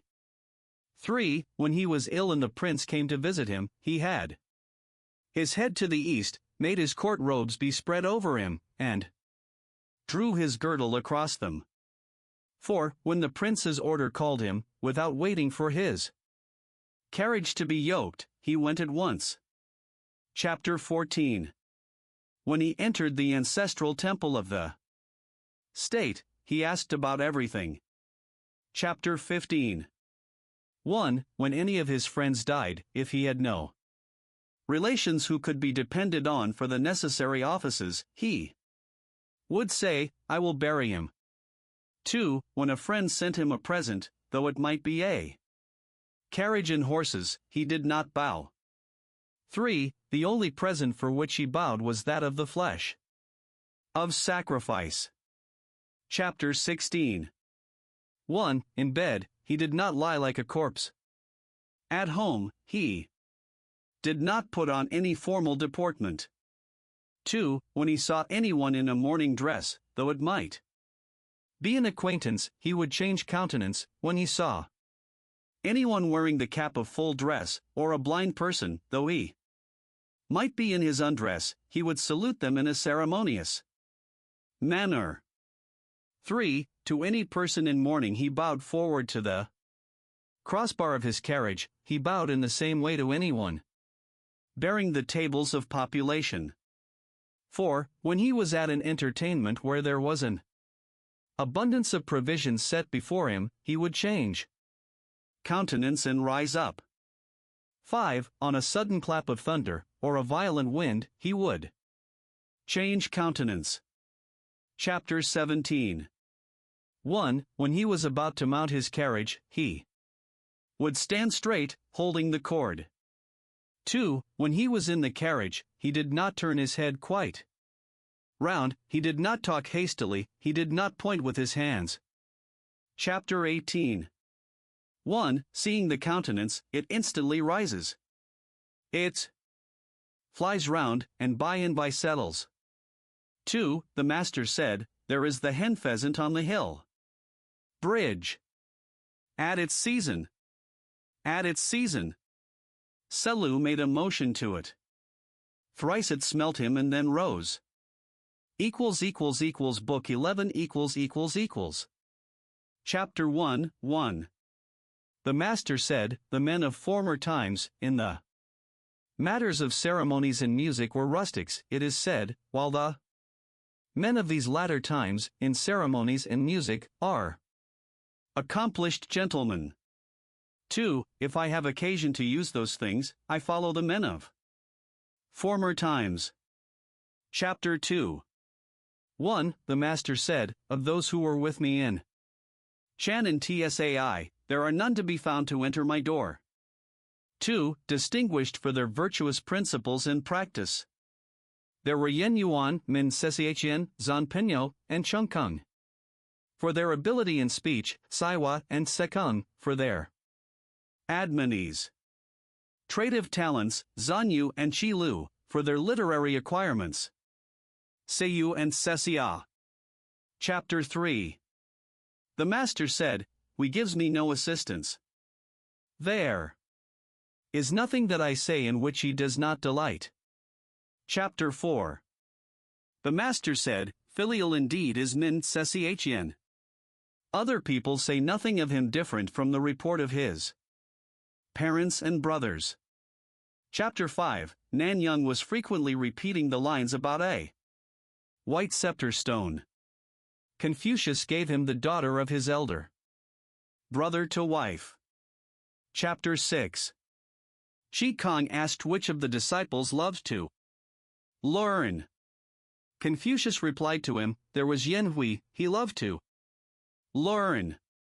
Unfortunately, his appointed time was short, and he died. Now there is no one who loves to learn, as he did. Chapter 7. 1. When Yen Yuan died, Yen Lu begged the carriage of the master to sell and get an outer shell for his son's coffin. 2. The master said, everyone calls his son, whether he has talents or has not talents. There was Li, when he died, he had a coffin but no outer shell. I would not walk on foot to get a shell for him, because, having followed in the rear of the great officers, it was not proper that I should walk on foot. Chapter 8. When Yen Yuan died, the master said, alas! Heaven is destroying me. Heaven is destroying me. Chapter 9. 1. When Yen Yuan died, the master bewailed him exceedingly, and the disciples who were with him said, Master, your grief is excessive. 2. Is it excessive? Said he. 3. If I am not to mourn bitterly for this man, for whom should I mourn? Chapter 10, 1. When Yen Yuan died, the disciples wished to give him a great funeral, and the master said, you may not do so. 2. The disciples did bury him in great style. 3. The master said, he behaved towards me as his father. I have not been able to treat him as my son. The fault is not mine, it belongs to you, O disciples. Chapter 11. Shi Lu asked about serving the spirits of the dead. The master said, while you are not able to serve men, how can you serve their spirits? Shi Lu added, I venture to ask about death. He was answered, while you do not know life, how can you know about death? Chapter 12. 1. The disciple Min was standing by his side, looking bland and precise, Selu, looking bold and soldierly, Zun. Yu and Sekung, with a free and straightforward manner. The master was pleased. 2. He said, you, there, he will not die a natural death. Chapter 13. 1. Some parties in Lu were going to take down and rebuild the long treasury. 2. Min Session said, suppose it were to be repaired after its old style, why must it be altered and made anew? 3. The master said, this man seldom speaks, when he does, he is sure to hit the point. Chapter 14. 1. The master said, what has the lute of you to do in my door? 2. The other disciples began not to respect Selu. The master said, you has ascended to the hall, though he has not yet passed into the inner apartments. Chapter 15. 1. Sekung asked which of the two, Shi or Shang, was the superior. The master said, she goes beyond the do mean, and Shang does not come up to it. 2. Then, said Sekung, the superiority is with Shi, I suppose. 3. The master said, to go beyond is as wrong as to fall short. Chapter 16. 1. The head of the Qi family was richer than the Duke of Chao had been, and yet Chiu collected his imposts for him and increased his wealth. 2. The master said, he is no disciple of mine. My little children, beat the drum and assail him. Chapter 17. 1. Chai is simple. 2. Shan is dull. 3. She is specious. 4. U is coarse. Chapter 18. 1. The Master said, there is Hui. He has nearly attained to perfect virtue. He is often in want. 2. Tsze does not acquiesce in the appointments of heaven, and his goods are increased by him. Yet his judgments are often correct. Chapter 19. Sechang asked what were the characteristics of the good man. The Master said, he does not tread in the footsteps of others, but moreover, he does not enter the chamber of the sage. Chapter 20. The Master said, if, because a man's discourse appears solid and sincere, we allow him to be a good man, is he really a superior man? Or is his gravity only in appearance? Chapter 21. Selu asked whether he should immediately carry into practice what he heard. The Master said, there are your father and elder brothers to be consulted, why should you act on that principle of immediately carrying into practice what you hear? Zan Yu asked the same, whether he should immediately carry into practice what he heard, and the Master answered, immediately carry into practice what you hear. Kung Shiwa said, you asked whether he should carry immediately into practice what he heard. And you said, there are your father and elder brothers to be consulted. Chiu asked whether he should immediately carry into practice what he heard, and you said, carry it immediately into practice. I, Chih, am perplexed, and venture to ask you for an explanation. The Master said, Chiu is retiring and slow, therefore I urged him forward. You has more than his own share of energy. Therefore I kept him back. Chapter 22. The Master was put in fear in Kuang and Yen. Yuan fell behind. The Master, on his rejoining him, said, I thought you had died. Hui replied, while you were alive, how should I presume to die? Chapter 23. 1. Shi Tsezan asked whether Chun Yu and Zan Chiu could be called great ministers. 2. The Master said, I thought you would ask about some extraordinary individuals, and you only ask about you and Chiu. 3. What is called a great minister is one who serves his prince according to what is right, and when he finds he cannot do so, retires. For, now, as to you and Chiu, they may be called ordinary ministers. 5. It says unsaid, then they will always follow their chief. Will they? 6. The Master said, in an act of parricide or regicide, they would not follow him. Chapter 24.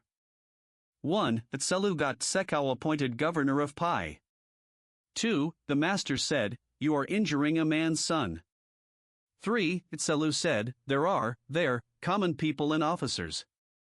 There are the altars of the spirits of the land and grain. Why must one read books before he can be considered to have learned? For, the Master said, it is on this account that I hate your glib-tongued people. Chapter 25. 1. Tselu, Sangshi, Zanyu, and Kung Shiwa were sitting by the Master.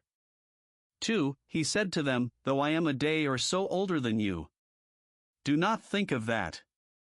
3. From day to day you are saying, we are not known. If some ruler were to know you, what would you like to do? 4. Tselu hastily and lightly replied, suppose the case of a state of 10,000 chariots, let it be straitened between other large states, let it be suffering from invading armies, and to this let there be added a famine in corn and in all vegetables. If I were entrusted with the government of it, in 3 years' time I could make the people to be bold, and to recognize the rules of righteous conduct. The Master smiled at him. 5. Turning to Yenyu, he said, Chiu, what are your wishes? Chiu replied, suppose a state of 60 or 70 li square, or 1 of 50 or 60, and let me have the government of it, in 3 years' time, I could make plenty to abound among the people. As to teaching them the principles of propriety and music, I must wait for the rise of a superior man to do that. 6. What are your wishes, Chih? Said the master next to Kung. Shiwa. Chih replied, I do not say that my ability extends to these things, but I should wish to learn them. At the services of the ancestral temple, and at the audiences of the princes with the sovereign, I should like, dressed in the dark square-made robe and the black linen cap, to act as a small assistant. 7. Last of all, the master asked Sang Shi, Tien, what are your wishes? Tien, pausing as he was playing on his lute, while it was yet twanging, laid the instrument aside, and rose. My wishes, he said, are different from the cherished purposes of these 3 gentlemen. What harm is there in that, said the master, do you also, as well as they, speak out your wishes? Tien then said, in this the last month of spring, with the dress of the season all complete, along with 5 or 6 young men who have assumed the cap, and 6 or 7 boys, I would wash in the eye, enjoy the breeze among the rain altars, and return home singing. The master heaved a sigh and said, I give my approval to Tien.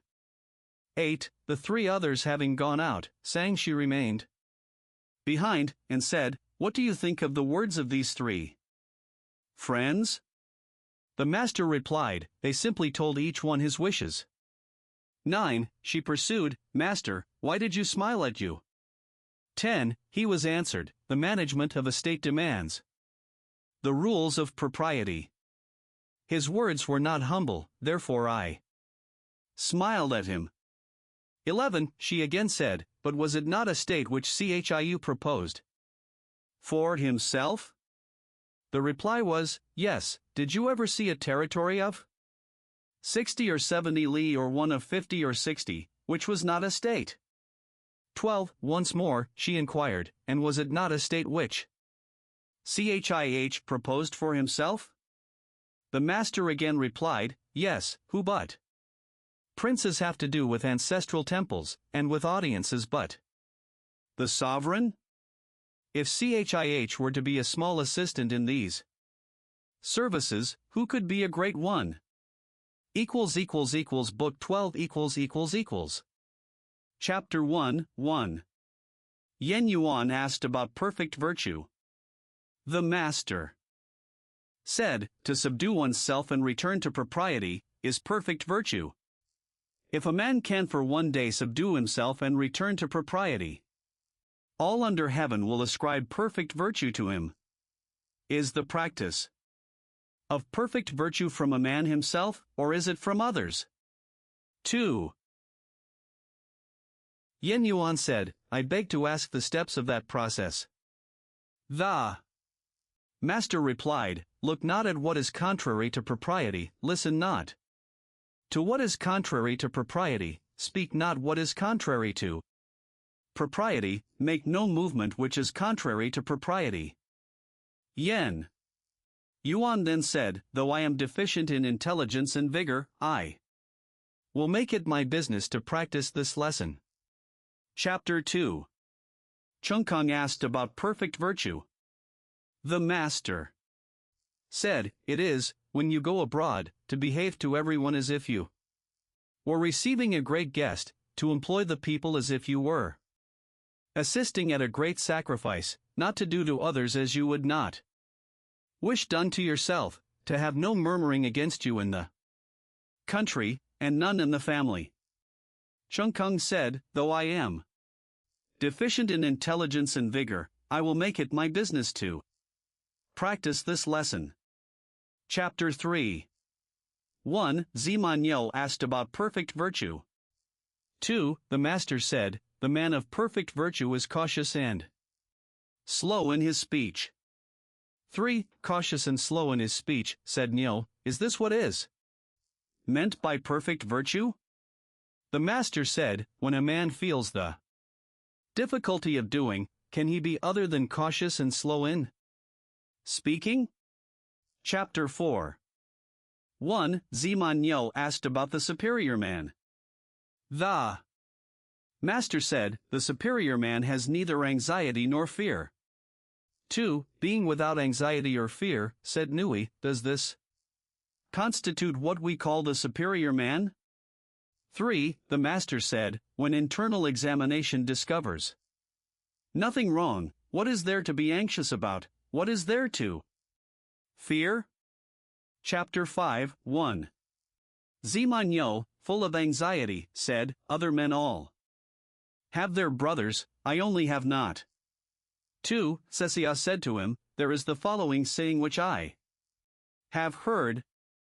3. That death and life have their determined appointment, riches and honors depend upon heaven.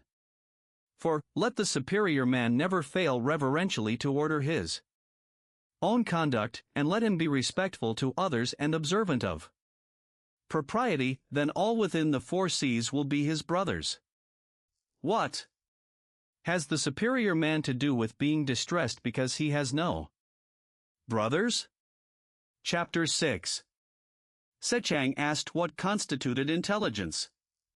The master said, he with whom neither slander that gradually soaks into the mind, nor statements that startle like a wound in the flesh, are successful, may be called intelligent indeed.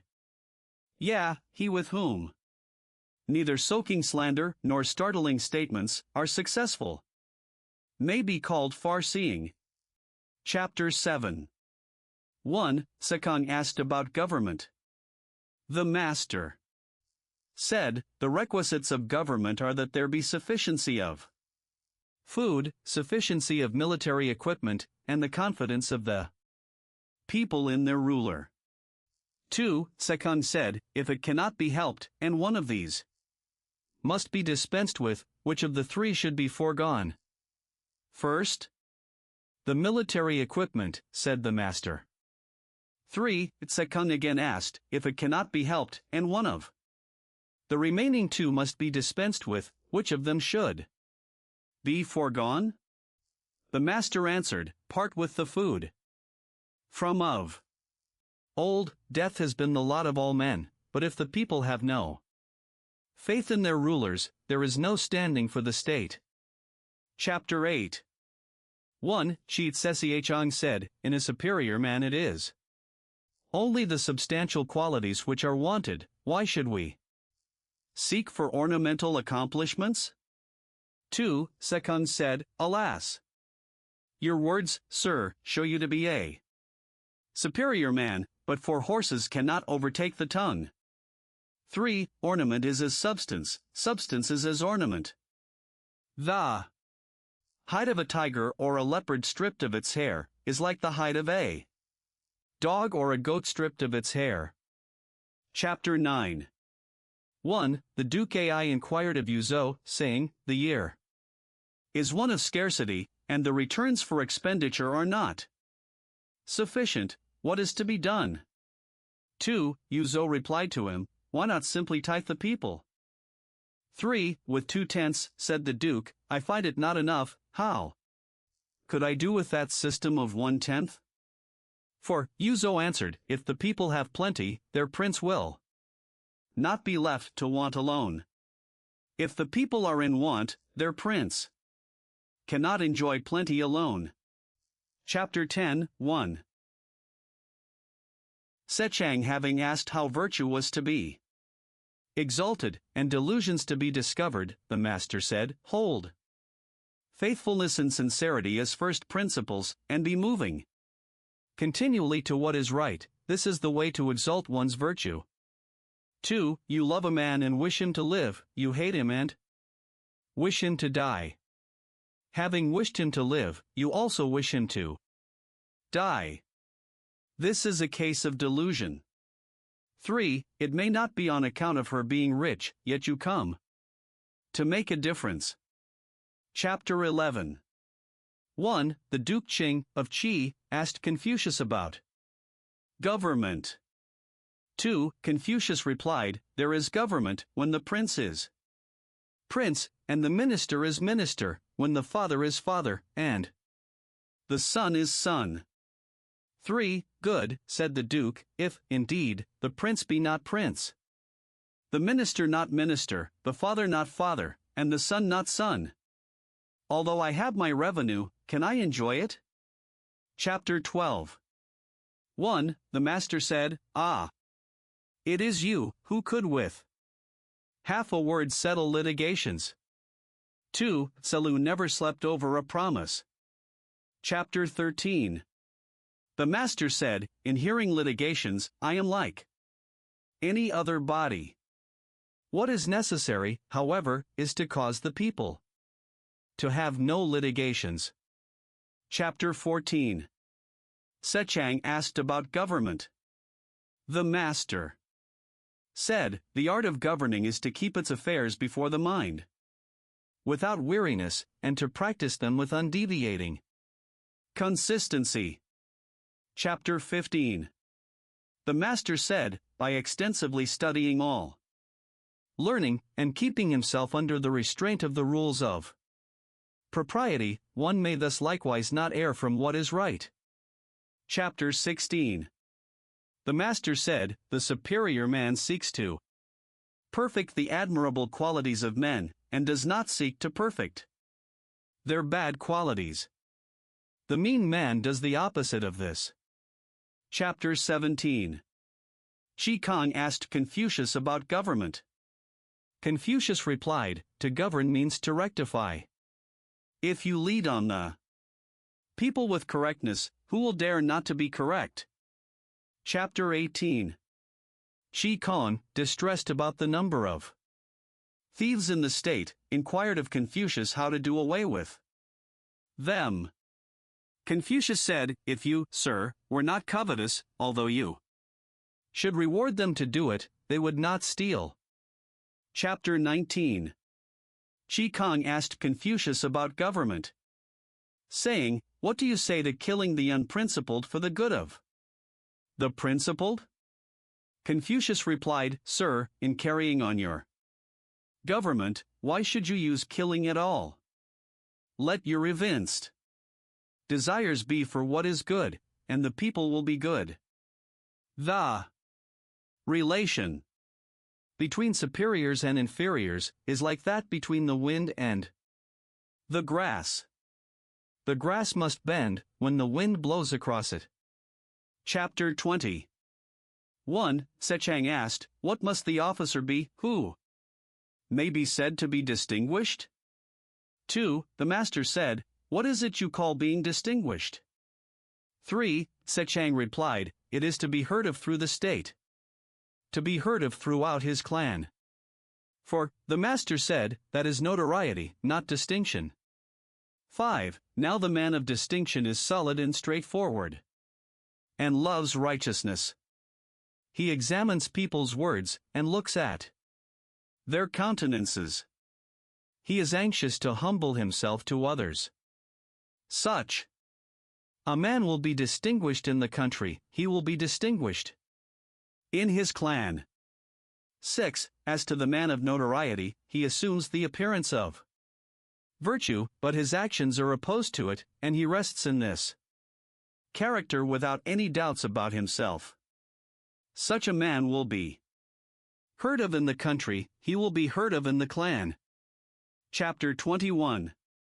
1. Fan Chih rambling with the master under the trees about the rain altars, said, "I venture to ask how to exalt virtue, to correct cherished evil, and to discover delusions." 2. The master said, "Truly a good question." 3. If doing what is to be done be made the first business, and success a secondary consideration, is not this the way to exalt virtue? To assail one's own wickedness and not assail that of others, is not this the way to correct cherished evil? 4a. Mourning's anger to disregard one's own life, and involve that of his parents, is not this a case of delusion? Chapter 22. 1. Fan Chih asked about benevolence. The Master said, "It is to love all men." He asked about knowledge. The Master said, "It is to know all men." 2. Fan Chih did not immediately understand these answers. 3. The Master said, "Employ the upright and put aside all the crooked, in this way the crooked can be made to be upright." 4. Fan Chih retired, and, seeing Sesia, he said to him, "A little while ago, I had an interview with our master, and asked him about knowledge. He said, 'Employ the upright, and put aside all the crooked, in this way, the crooked will be made to be upright.'" What did he mean? 5. Sesia said, "Truly rich is his saying."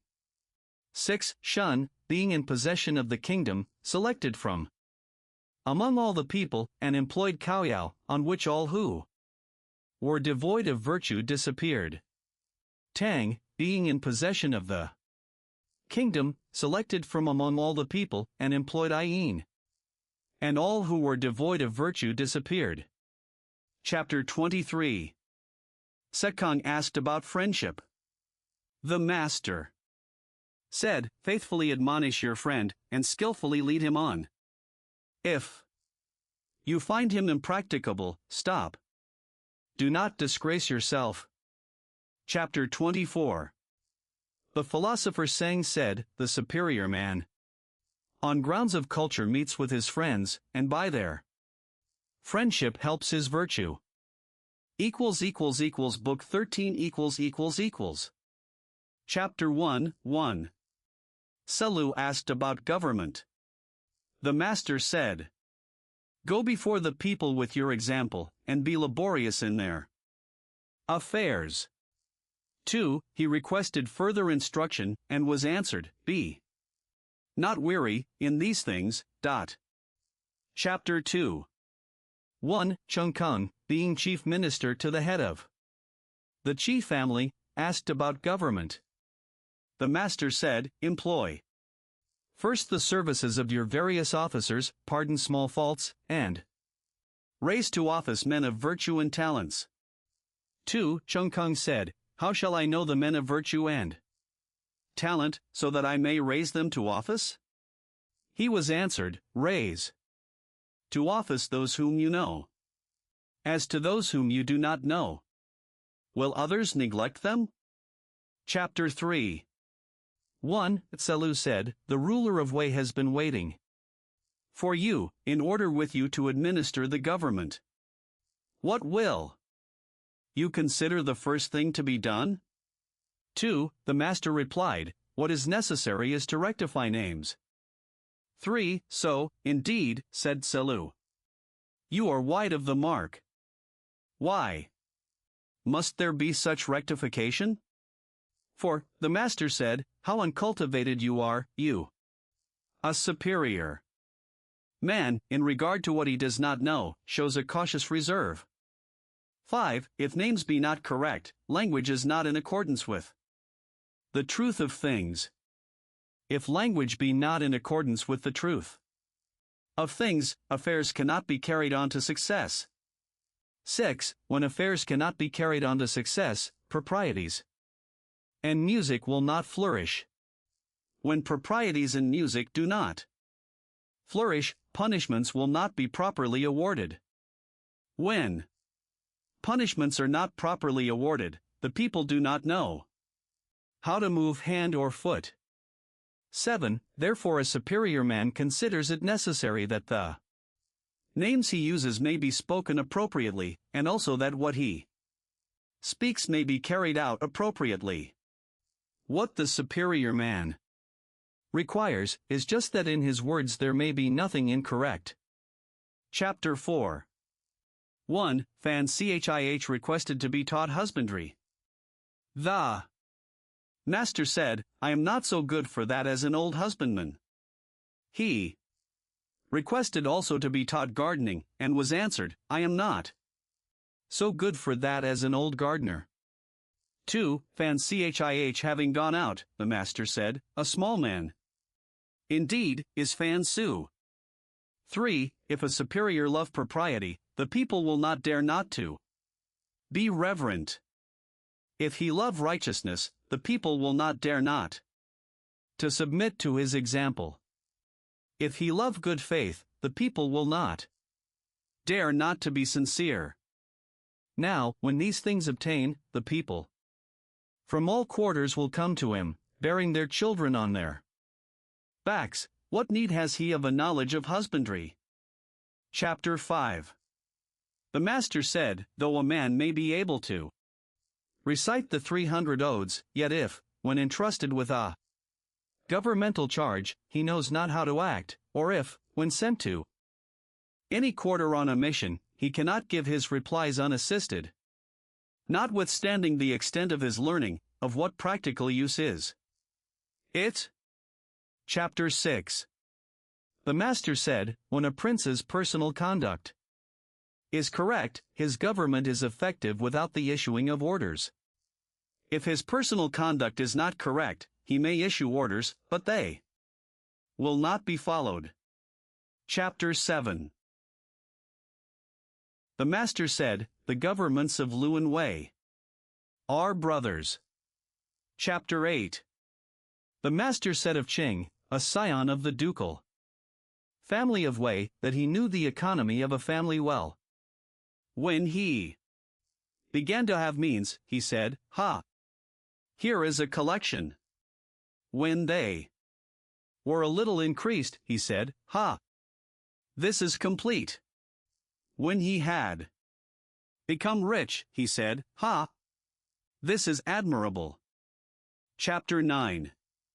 1. When the master went to Wei, Zan Yu acted as driver of his carriage. 2. The master observed, how numerous are the people. 3. You said, since they are thus numerous, what more shall be done for them?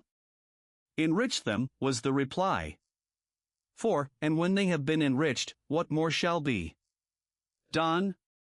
The master said, teach them. Chapter 10. The master said, if there were any of the princes who would employ me, in the course of 12 months, I should have done something considerable. In 3 years, the government would be perfected. Chapter 11. The master said, if good men were to govern a country in succession for 100 years, they would be able to transform the violently bad, and dispense with capital punishments. True indeed is this saying. Chapter 12. The master said, if a truly royal ruler were to arise, it would still require a generation, and then virtue would prevail. Chapter 13. The master said, if a minister make his own conduct correct, what difficulty will he have in assisting in government? If he cannot rectify himself, what has he to do with rectifying others? Chapter 14. The disciples on returning from the court, the master said to him, how are you so late? He replied, we had government business. The master said, it must have been family affairs. If there had been government business, though I am not now in office, I should have been consulted about it. Chapter 15. 1. The Duke Ting asked whether there was a single sentence which could make a country prosperous. Confucius replied, such an effect cannot be expected from one sentence. 2. There is a saying, however, which people have to be a prince is difficult, to be a minister is not easy. 3. If a ruler knows this, the difficulty of being a prince, may there not be expected from this one sentence the prosperity of his country? For, the Duke then said, is there a single sentence which can ruin a country? Confucius replied, such an effect as that cannot be expected from one sentence. There is, however, the saying which people have I have no pleasure in being a prince, but only in that no one can offer any opposition to what I say. 5. If a ruler's words be good, is it not also good that no one oppose them? But if they are not good, and no one opposes them, may there not be expected from this one sentence the ruin of his country? Chapter 16. 1. The Duke of She asked about government. 2. The Master said, good government obtains, when those who are near are made happy, and those who are far off are attracted. Chapter 17. Sesia, being governor of Chufu, asked about government. The Master said, do not be desirous to have things done quickly, do not look at small advantages.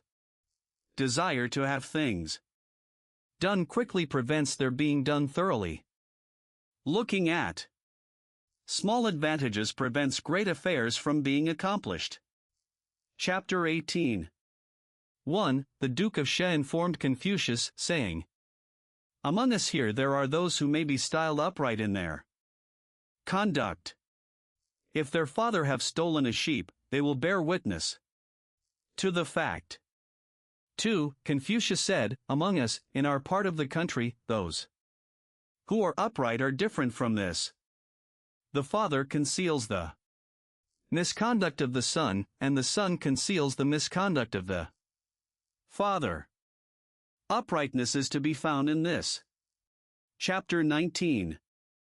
Fan Chih asked about perfect virtue. The Master said, it is, in retirement, to be sedately grave, in the management of business, to be reverently attentive, in intercourse with others, to be strictly sincere. Though a man go among rude, uncultivated tribes, these qualities may not be neglected. Chapter 20. 1. Sekung asked, saying, what qualities must a man possess to entitle him to be called an officer? The Master said, he who in his conduct of himself maintains a sense of shame, and when sent to any quarter will not disgrace his prince's commission, deserves to be called an officer. 3. Sekung pursued, I venture to ask who may be placed in the next lower rank? And he was told, he whom the circle of his relatives pronounce to be filial, whom his fellow villagers and neighbors pronounce to be fraternal. 3. Again the disciple asked, I venture to ask about the class still next in order. The Master said, they are determined to be sincere in what they say, and to carry out what they do. They are obstinate little men. Yet perhaps they may make the next class. 4. Sekung finally inquired, of what sort are those of the present day, who engage in government? The Master said, pooh. They are so many pecks and hampers, not worth being taken into account. Chapter 21. The Master said, since I cannot get men pursuing the due medium, to whom I might communicate my instructions, I must find the ardent and the cautiously decided.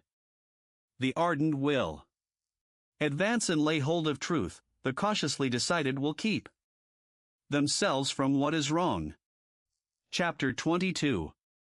1. The Master said, the people of the South have a saying, a man without constancy cannot be either a wizard or a doctor. Good. 2. Inconstant in his virtue, he will be visited with disgrace. 3. The Master said, this arises simply from not attending to the prognostication. Chapter 23. The Master said, the superior man is affable, but not adulatory, the mean man is adulatory, but not affable. Chapter 24. Sekung asked, saying, what do you say of a man who is loved by all the people of his neighborhood?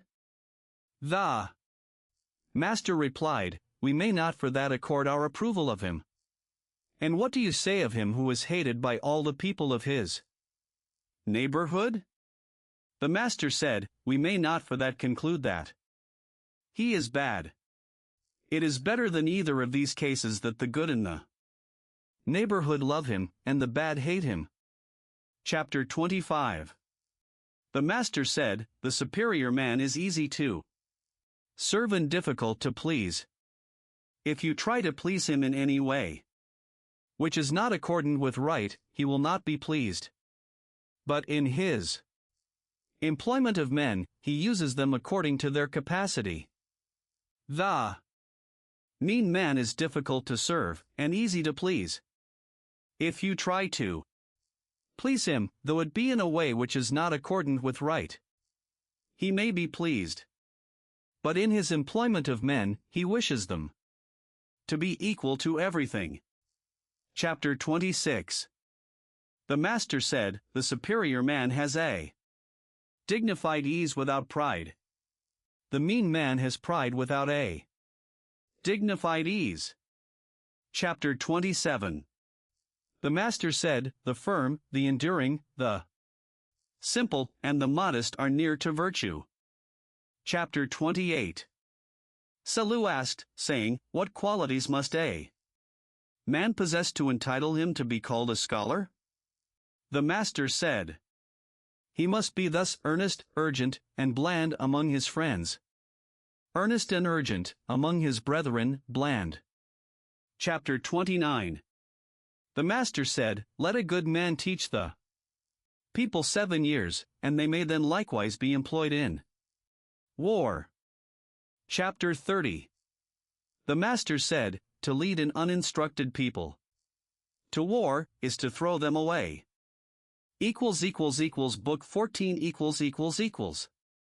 Chapter 1. Shin asked what was shameful. The master said, when good government prevails in a state, to be thinking only of salary, and, when bad government prevails, to be thinking, in the same way, only of salary, this is shameful. Chapter 2. 1. When the love of superiority, boasting, resentments, and covetousness are repressed, this may be deemed perfect virtue. 2. The master said, this may be regarded as the achievement of what is difficult. But I do not know that it is to be deemed perfect virtue. Chapter 3. The master said, the scholar who cherishes the love of comfort is not fit to be deemed a scholar. Chapter 4.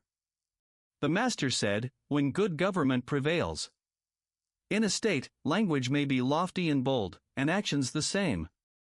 When bad government prevails, the actions may be lofty and bold, but the language may be with some reserve. Chapter 5. The master said, the virtuous will be sure to speak correctly, but those whose speech is good may not always be virtuous. Men of principle are sure to be bold, but those who are bold may not always be men of principle. Chapter 6. Nan Kung Kuo, submitting an inquiry to Confucius, said, I was skillful at archery, and Ao could move a boat along upon the land, but neither of them died a natural death. Yuan Chi personally wrought at the toils of husbandry, and they became possessors of the kingdom. The master made no reply, but when Nan Kung Kuo went out, he said, a superior man indeed is this. Esteemer of virtue indeed is this. Chapter 7. The master said, superior men, and yet not always virtuous, there have been, alas! But there never has been a mean man, and, at the same time, virtuous. Chapter 8. The master said, can there be love which does not lead to strictness with its object? Can there be loyalty which does not lead to the instruction of its object? Chapter 9. The master said, in preparing the governmental notifications, Paishan first made the rough draft, Shirshu examined and discussed its contents, Seiyu, the manager of foreign intercourse, then polished the style, and, finally, Sesiachin of Tunli gave it the proper elegance and finish. Chapter 10, 1. Someone asked about cessation. The master said, he was a kind man. 2. He asked about Seshi. The master said, that man. That man. 3. He asked about Quan Chung.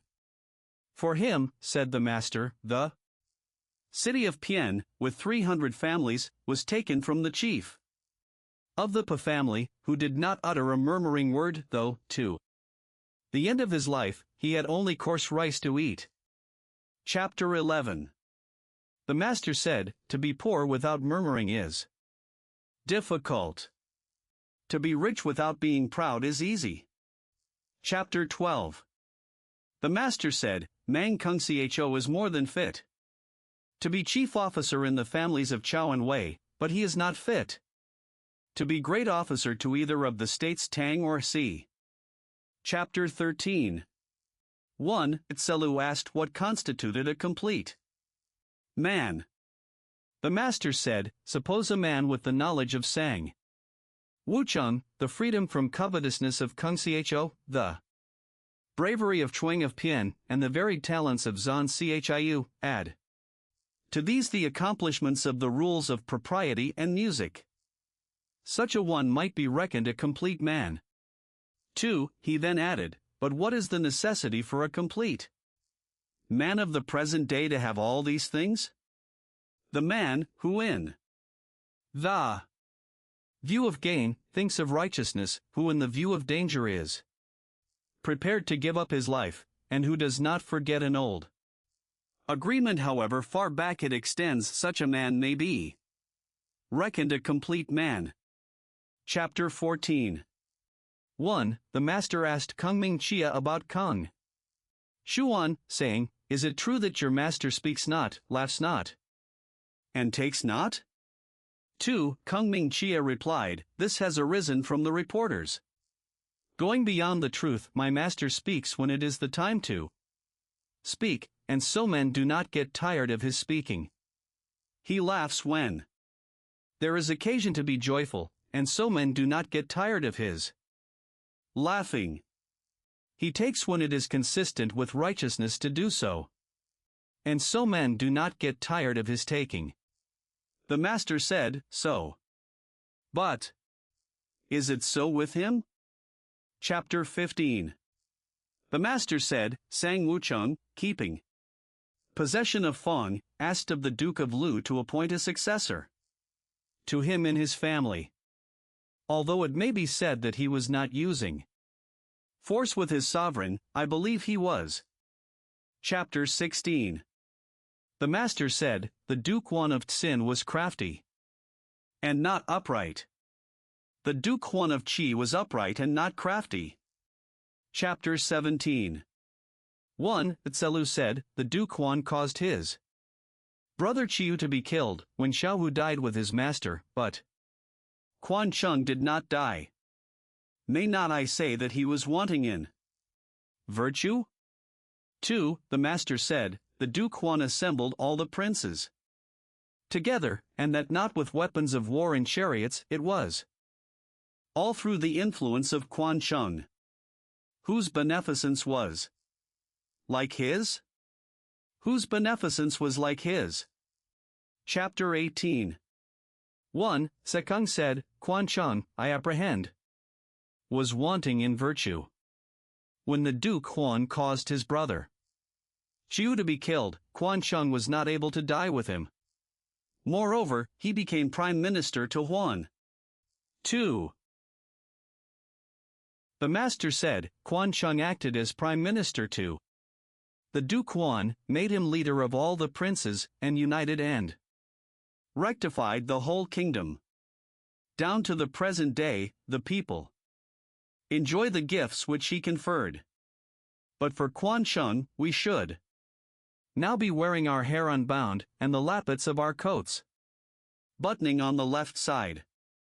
3. Will you require from him the small fidelity of common men and common women, who would commit suicide in a stream or ditch, no one knowing anything about them? Chapter 19.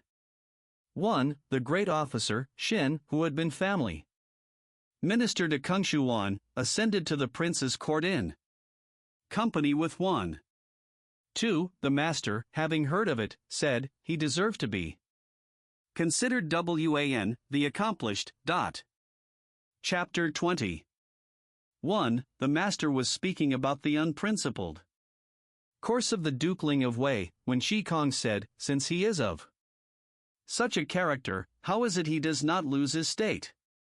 2. Confucius said, the Chungshuyu has the superintendence of his guests and of strangers, the litanist, 2, has the management of his ancestral temple, and Wang Sun Xia has the direction of the army and forces. With such officers as these, how should he lose his state?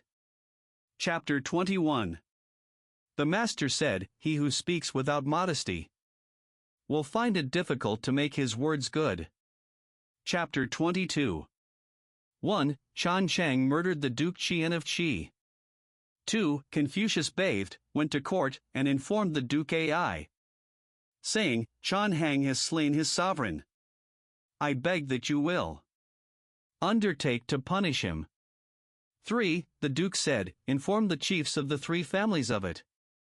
For Confucius retired, and said, following in the rear of the great officers, I did not dare not to represent such a matter, and my prince says, inform the chiefs of the 3 families of it. 5. He went to the chiefs, and informed them, but they would not act. Confucius then said, following in the rear of the great officers, I did not dare not to represent such a matter. Chapter 23.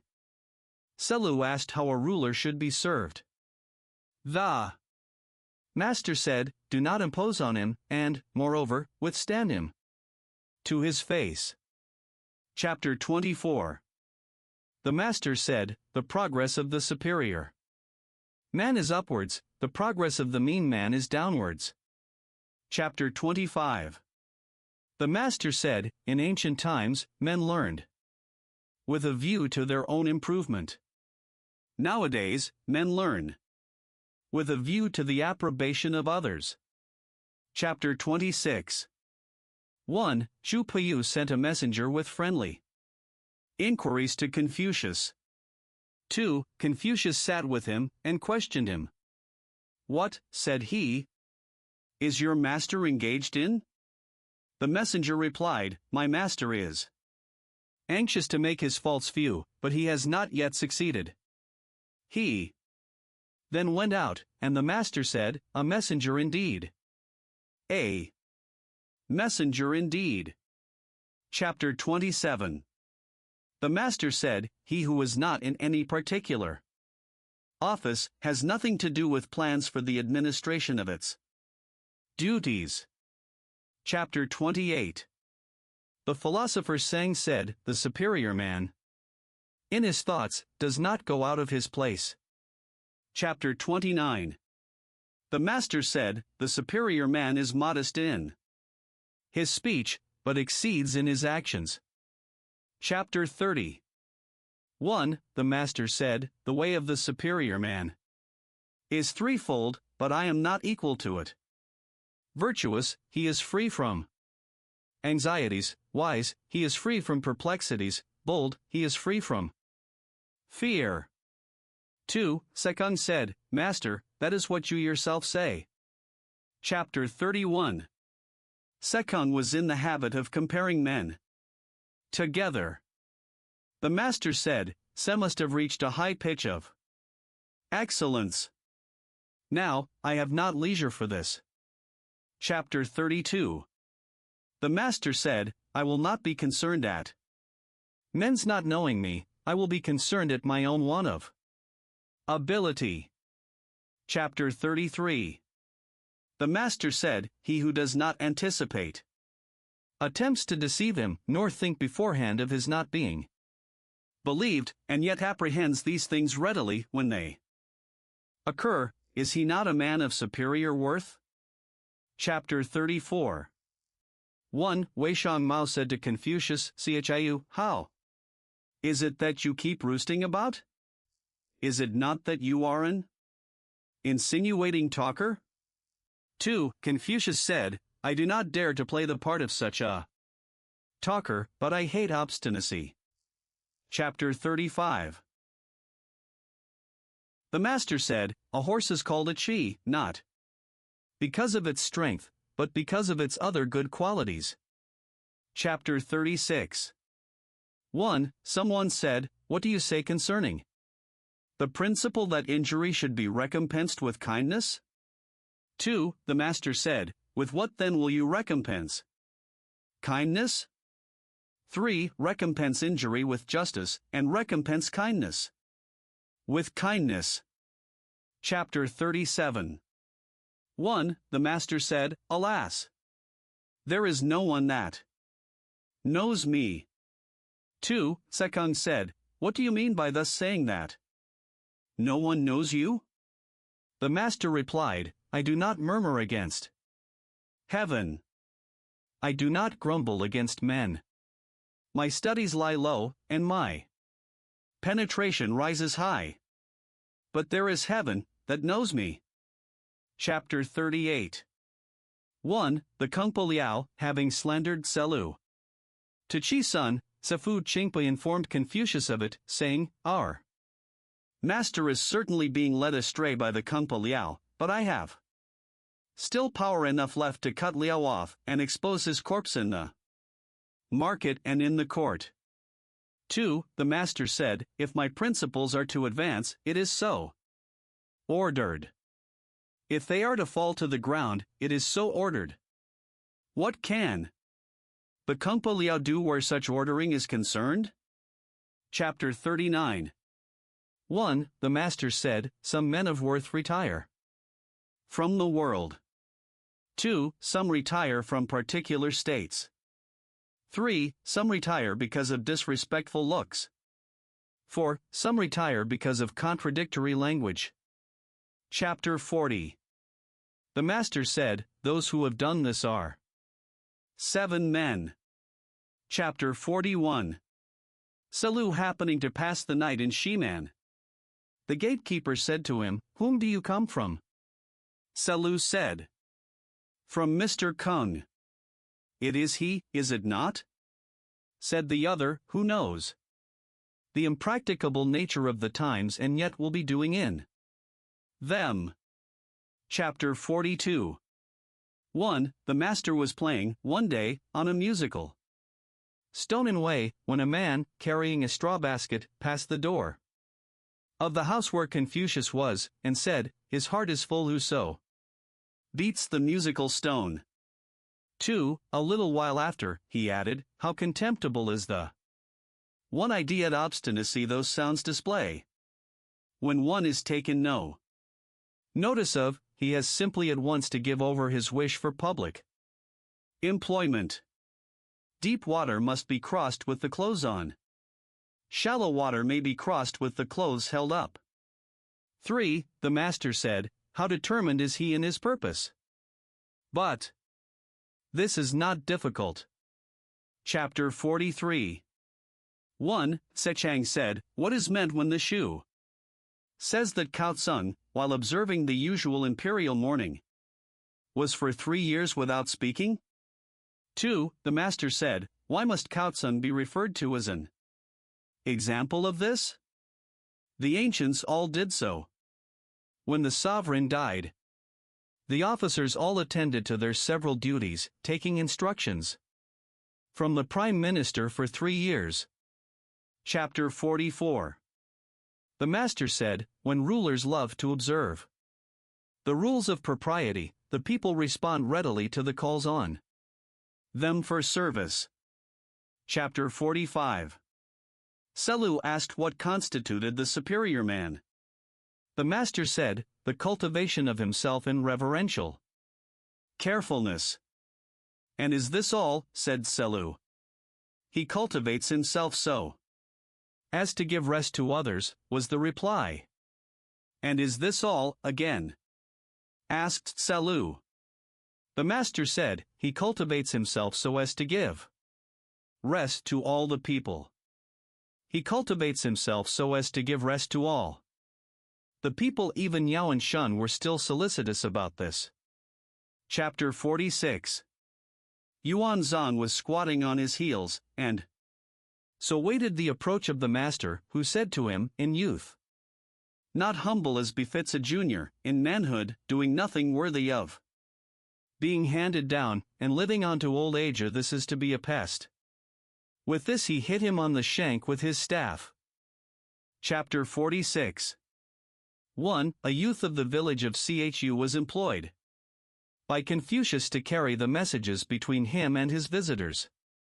Someone asked about him, saying, I suppose he has made great progress. 2. The master said, I observe that he is fond of occupying the seat of a full-grown man. I observe that he walks shoulder to shoulder with his elders. He is not one who is seeking to make progress in learning. He wishes quickly to become a man. Book 15 Chapter 1, 1. The Duke Ling of Wei asked Confucius about tactics. Confucius replied, I have heard all about sacrificial vessels, but I have not learned military matters. On this, he took his departure the next day. 2. When he was in Shan, their provisions were exhausted, and his followers became so ill that they were unable to rise. 3. At Selu, with evident dissatisfaction, said, Has the superior man likewise to endure in this way? The master said, The superior man may indeed have to endure want, but the mean man, when he is in want, gives way to unbridled license. Chapter 2. 1. The master said, Tsze, you think, I suppose, that I am one who learns many things and keeps them in memory? 2. Sekung replied, Yes, but perhaps it is not so? 3. No, was the answer, I seek a unity all-pervading. Chapter 3. The master said, You, those who know virtue are few. Chapter 4. The master said, May not shun be instanced as having governed efficiently without exertion? What did he do? He did nothing but gravely and reverently occupy his royal seat. Chapter 5, 1. Sechang asked how a man should conduct himself, so as to be everywhere appreciated. 2. The master said, Let his words be sincere and truthful, and his actions honorable and careful, such conduct may be practiced among the rude tribes of the south or the north. If his words be not sincere and truthful and his actions not honorable and careful, will he, with such conduct, be appreciated, even in his neighborhood? 3. When he is standing, let him see those two things, as it were, fronting him. When he is in a carriage, let him see them attached to the yoke. Then may he subsequently carry them into practice. For Sechang wrote these counsels on the end of his sash. Chapter 6. 1. The master said, Truly straightforward was the historiographer Yu. When good government prevailed in his state, he was like an arrow. When bad government prevailed, he was like an arrow. 2. A superior man indeed is Chu Pu. When good government prevails in his state, he is to be found in office. When bad government prevails, he can roll his principles up and keep them in his breast. Chapter 7. The master said, When a man may be spoken with, not to speak to him is to err in reference to the man. When a man may not be spoken with, to speak to him is to err in reference to our words. The wise err neither in regard to their man nor to their words. Chapter 8. The master said, The determined scholar and the man of virtue will not seek to live at the expense of injuring their virtue. They will even sacrifice their lives to preserve their virtue. Complete. Chapter 9. Sekung asked about the practice of virtue. The Master said, the mechanic, who wishes to do his work well, must first sharpen his tools. When you are living in any state, take service with the most worthy among its great officers, and make friends of the most virtuous among its scholars. Chapter 10, 1. Yen Yuan asked how the government of a country should be administered. 2. The master said, follow the seasons of Xia. 3. Ride in the state carriage of Yin. 4. Wear the ceremonial cap of Chao. 5. Let the music be the Shao with its pantomimes. 6. Banish the songs of Chang, and keep far from specious talkers. The songs of Chang are licentious, specious talkers are dangerous. Chapter 11. The master said, if a man take no thought about what is distant, he will find sorrow near at hand. Chapter 12. The master said, it is all over. I have not seen one who loves virtue as he loves beauty. Chapter 13.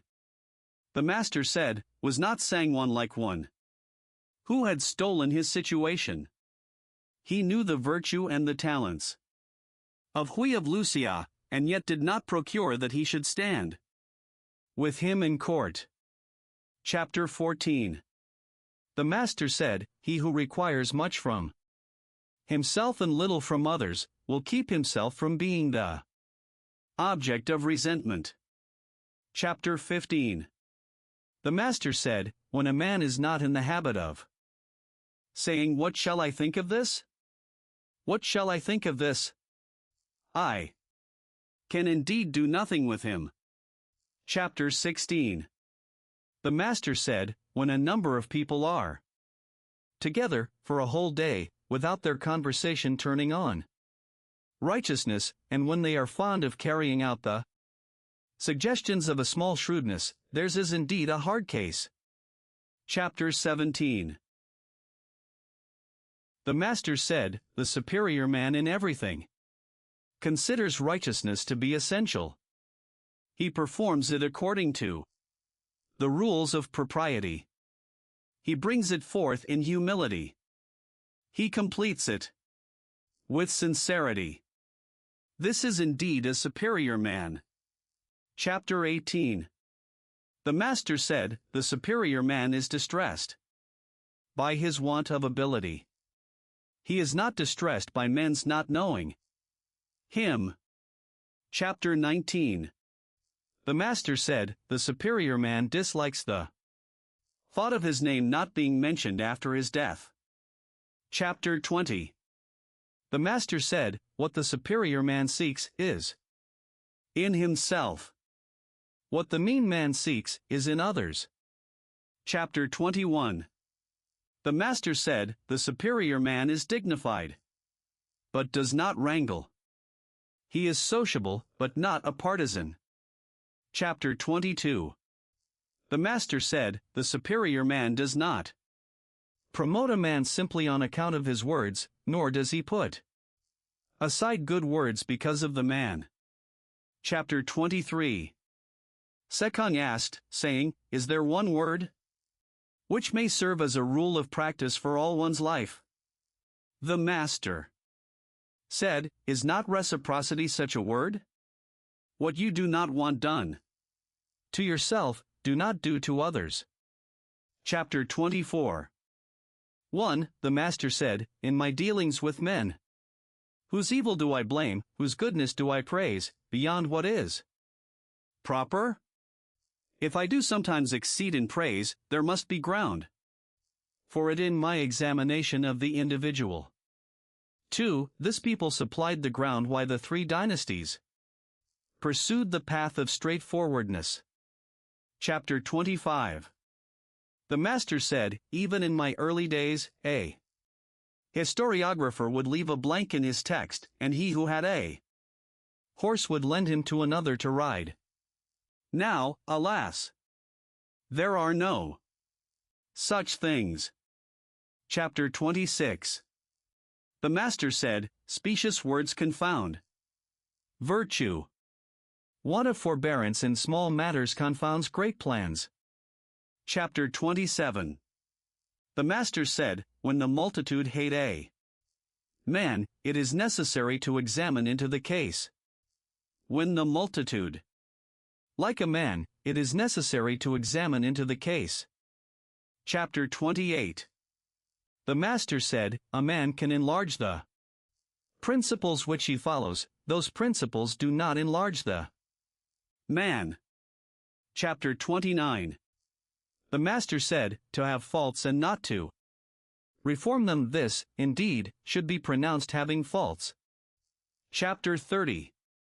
The Master said, I have been the whole day without eating, and the whole night without sleeping, occupied with thinking. It was of no use. The better plan is to learn. Chapter 31. The Master said, the object of the superior man is truth. Food is not his object. There is plowing, even in that. There is sometimes want. So with learning, emolument may be found in it. The superior man is anxious lest he should not get truth. He is not anxious lest poverty should come upon him. Chapter 32. 1. The Master said, when a man's knowledge is sufficient to attain, and his virtue is not sufficient to enable him to hold, whatever he may have gained, he will lose again. 2. When his knowledge is sufficient to attain, and he has virtue enough to hold fast, if he cannot govern with dignity, the people will not respect him. 3. When his knowledge is sufficient to attain, and he has virtue enough to hold fast, when he governs also with dignity, yet if he try to move the people contrary to the rules of propriety, a full excellence is not reached. Chapter 33. The Master said, the superior man cannot be known in little matters, but he may be entrusted with great concerns. The small man may not be entrusted with great concerns, but he may be known in little matters. Chapter 34. The Master said, virtue is more to man than either water or fire. I have seen men die from treading on water and fire, but I have never seen a man die from treading the course of virtue. Chapter 35. The Master said, let every man consider virtue as what devolves on himself. He may not yield the performance of it even to his teacher. Chapter 36. The Master said, the superior man is correctly firm, and not firm merely. Chapter 37. The Master said, a minister, in serving his prince, reverently discharges his duties, and makes his emolument a secondary consideration. Chapter 38. The Master said, in teaching there should be no distinction of classes. Chapter 39. The Master said, those whose courses are different cannot lay plans for one another. Chapter 40. The Master said, in language it is simply required that it convey the meaning. Chapter 41. 1. The music master, mean, having called upon him, when they came to the steps, the Master said, here are the steps. When they came to the mat for the guest to sit upon, he said, here is the mat. When all were seated, the Master informed him, saying, so and so is here, so and so is here. 2. The music master, mean, having gone out, Sechang asked, saying, is it the rule to tell those things to the music master? 3. The Master said, yes. This is certainly the rule for those who lead the blind. Book 16 Chapter 1. The head of the Qi family was going to attack Chuan Yu. 2. Zan Yu and Shi Lu had an interview with Confucius, and said, our chief, Qi, is going to commence operations against Chuan Yu. 3. Confucius said, Chiu, is it not you who are in fault here? 4. Now, in regard to Chuan Yu, long ago, a former king appointed its ruler to preside over the sacrifices to the eastern Meng. Moreover, it is in the midst of the territory of our state, and its ruler is a minister in direct connection with the sovereign. What has your chief to do with attacking it? 5. Zanyu said, our master wishes the thing, neither of us two ministers wishes it. 6. Confucius said, Chiu, there are the words of Chaozan. When he can put forth his ability, he takes his place in the ranks of office. When he finds himself unable to do so, he retires from it. How can he be used as a guide to a blind man, who does not support him when tottering, nor raise him up when fallen? 7. And further, you speak wrongly. When a tiger or rhinoceros escapes from his cage, when a tortoise or piece of jade is injured in its repository, whose is the fault? 8. Zanyu said, but at present, Chuan Yu is strong and near to Pi. If our chief do not now take it, it will hereafter be a sorrow to his descendants. 9. Confucius said, Chiu, the superior man hates that declining to say I want such and such a thing, and framing explanations for the conduct. 10. I have heard that rulers of states and chiefs of families are not troubled lest their people should be few, but are troubled lest they should not keep their several places, that they are not troubled with fears of poverty, but are troubled with fears of a want of contented repose among the people in their several places. For when the people keep their several places, there will be no poverty. When harmony prevails, there will be no scarcity of people, and when there is such a contented repose, there will be no rebellious upsettings. 11. So it is, therefore, if remoter people are not submissive, all the influences of civil culture and virtue are to be cultivated to attract them to be so, and when they have been so attracted, they must be made contented and tranquil. 12. Now, here are you and Chiu, assisting your chief. Remoter people are not submissive, and, with your help, he cannot attract them to him. In his own territory there are divisions and downfalls, leavings and separations, and, with your help, he cannot preserve it. 13. And yet he is planning these hostile movements within the state. I am afraid that the sorrow of the Chisun family will not be on account of Chuan Yu, but will be found within the screen of their own court. Chapter 2. 1. Confucius said, when good government prevails in the empire, ceremonies, music, and punitive military expeditions proceed from the Son of Heaven. When bad government prevails in the empire, ceremonies, music, and punitive military expeditions proceed from the princes. When these things proceed from the princes, as a rule, the cases will be few in which they do not lose their power in 10 generations. When they proceed from the great officers of the princes, as a rule, the cases will be few in which they do not lose their power in 5 generations. When the subsidiary ministers of the great officers hold in their grasp the orders of the state, as a rule, the cases will be few in which they do not lose their power in 3 generations.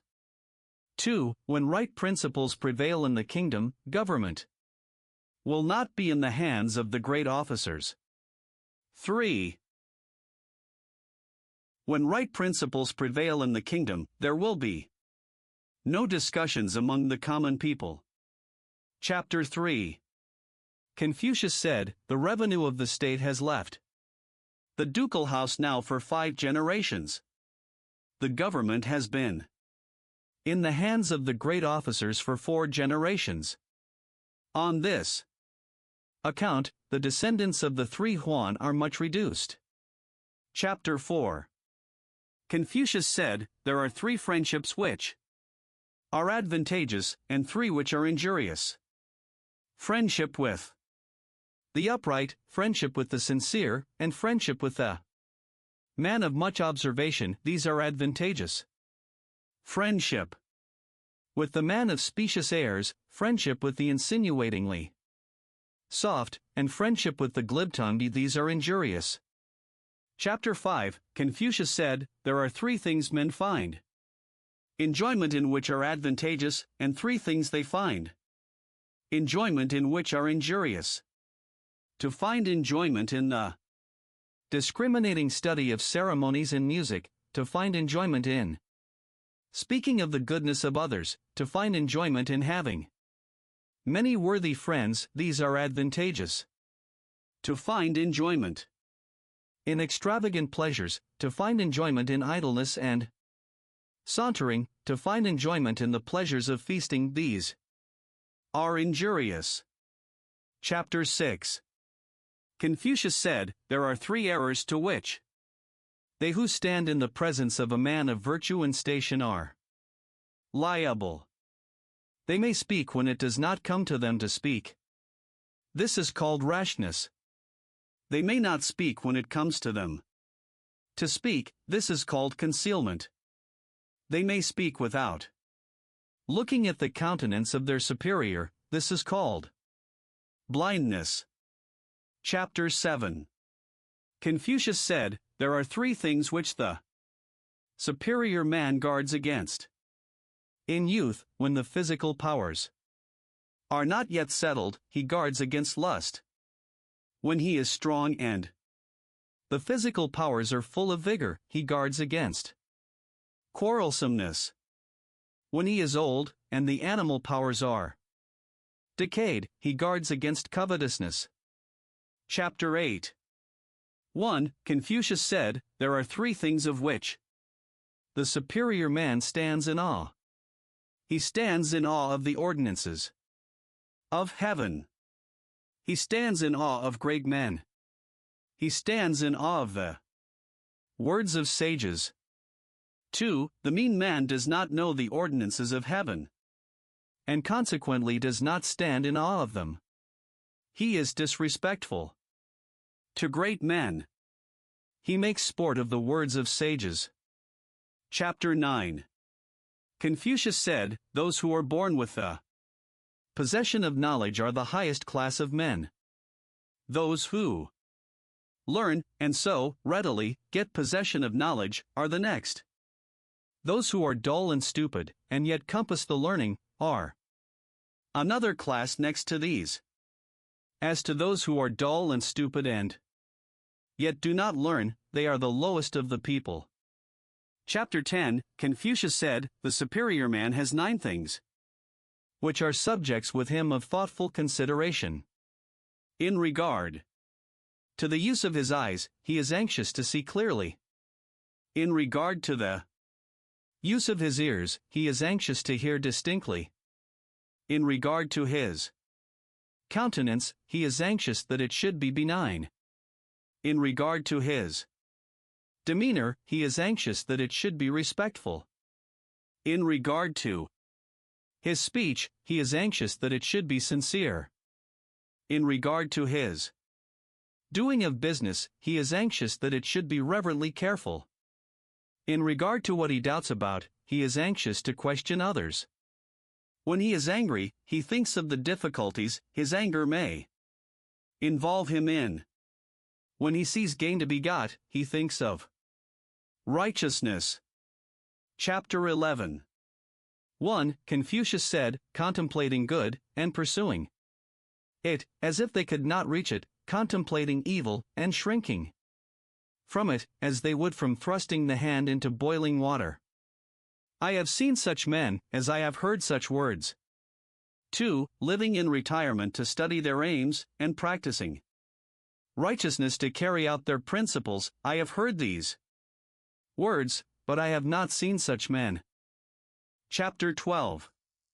1. The Duke Ching of Qi had 1,000 teams, each of 4 horses, but on the day of his death, the people did not praise him for a single virtue. Pui and Shu Chi died of hunger at the foot of the Shaoyang mountain, and the people, down to the present time, praise them.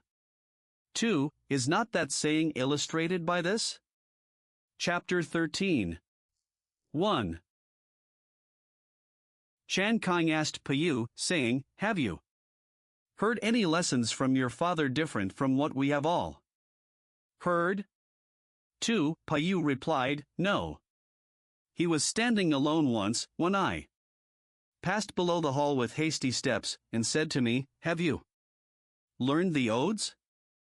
On my replying not yet, he added, If you do not learn the odes, you will not be fit to converse with. I retired and studied the odes. 3. Another day, he was in the same way standing alone, when I passed by below the hall with hasty steps, and said to me, Have you learned the rules of propriety? On my replying not yet, he added, If you do not learn the rules of propriety, your character cannot be established. I then retired, and learned the rules of propriety. For I have heard only these 2 things from him. 5. Chang Kang retired, and, quite delighted, said, I asked 1 thing, and I have got 3 things. I have heard about the odes. I have heard about the rules of propriety. I have also heard that the superior man maintains a distant reserve towards his son. Chapter 14. The wife of the prince of a state is called by him Fu Zan. She calls herself Xiao Tung. The people of the state call her Chun Fu Zian, and, to the people of other states, they call her Kwa Xiao Chun. The people of other states also call her Chun Fu Zan. Book 17 == Chapter 1, 1. Yang Ho wished to see Confucius, but Confucius would not go to see him. On this, he sent a present of a pig to Confucius, who, having chosen a time when Ho was not at home, went to pay his respects for the gift. He met him, however, on the way. 2. Ho said to Confucius, Come, let me speak with you. He then asked, Can he be called benevolent who keeps his jewel in his bosom, and leaves his country to confusion? Confucius replied, No. Can he be called wise, who is anxious to be engaged in public employment, and yet is constantly losing the opportunity of being so? Confucius again said, No, the days and months are passing away, the years do not wait for us. Confucius said, Right, I will go into office. Chapter 2. The master said, By nature, men are nearly alike. By practice, they get to be wide apart. Chapter 3. The master said, There are only the wise of the highest class, and the stupid of the lowest class, who cannot be changed. Chapter 4. 1. The master, having come to Wuxiechang, heard there the sound of stringed instruments and singing. 2. Well pleased and smiling, he said, Why use an ox knife to kill a fowl? 3. Seiyu replied, Formerly, master, I heard you say, When the man of high station is well instructed, he loves men. When the man of low station is well instructed, he is easily ruled. For, the master said, My disciples, Yen's words are right. What I said was only in sport. Chapter 5. Kungshan Fuzeo, when he was holding pie, and in an attitude of rebellion, invited the master to visit him, who was rather inclined to go. 2. Selu was displeased, and said, Indeed, you cannot go. Why must you think of going to see Kungshan? 3. The master said, Can it be without some reason that he has invited me? If anyone employ me, may I not make an Eastern chow? Chapter 6. Sechang asked Confucius about perfect virtue. Confucius said, To be able to practice 5 things everywhere under heaven constitutes perfect virtue. He begged to ask what they were, and was told: gravity, generosity of soul, sincerity, earnestness, and kindness. If you are grave, you will not be treated with disrespect. If you are generous, you will win all. If you are sincere, people will repose trust in you. If you are earnest, you will accomplish much. If you are kind, this will enable you to employ the services of others. Chapter 7. 1. Paishi inviting him to visit him, the master was inclined to go. 2. Selu said, Master, formerly I have heard you say, when a man in his own person is guilty of doing evil, a superior man will not associate with him. Paishi is in rebellion, holding possession of Chengmao. If you go to him, what shall be said? 3. The master said, Yes, I did use these words. But is it not said that, if a thing be really hard, it may be ground without being made thin? Is it not said that, if a thing be really white, it may be steeped in a dark fluid without being made black? For, am I a bitter gourd? How can I be hung up out of the way of being eaten? Chapter 8. 1. The master said, Have you heard the 6 words to which are attached 6 becloudings? You replied, I have not. 2. Sit down, and I will tell them to you. 3. There is the love of being benevolent without the love of learning. The beclouding here leads to a foolish simplicity. There is the love of knowing without the love of learning. The beclouding here leads to dissipation of mind. There is the love of being sincere without the love of learning. The beclouding here leads to an injurious disregard of consequences. There is the love of straightforwardness without the love of learning. The beclouding here leads to rudeness. There is the love of boldness without the love of learning. The beclouding here leads to insubordination. There is the love of firmness without the love of learning. The beclouding here leads to extravagant conduct. Chapter 9. 1. The master said, My children, why do you not study the book of poetry? 2. The odes serve to stimulate the mind. 3. They may be used for purposes of self-contemplation. 4. They teach the art of sociability. 5. They show how to regulate feelings of resentment. 6. From them you learn the more immediate duty of serving one's father, and the remoter one of serving one's prince. 7. From them we become largely acquainted with the names of birds, beasts, and plants. Chapter 10. The master said to Piyu, Do you give yourself to the Chaonan and the Shaonan? The man who has not studied the Chaonan and the Shaonan is like one who stands with his face right against a wall. Is he not so? Chapter 11. The master said, It is according to the rules of propriety. They say, It is according to the rules of propriety. They say, Are gems and silk all that is meant by propriety? It is. Music, they say, It is music, they say. Are bells and drums all that is meant by music? Chapter 12.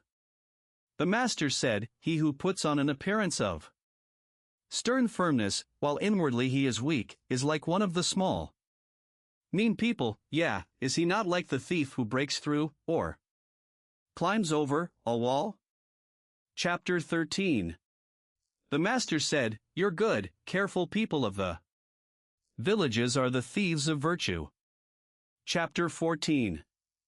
The master said, To tell, as we go along, what we have heard on the way, is to cast away our virtue. Chapter 15.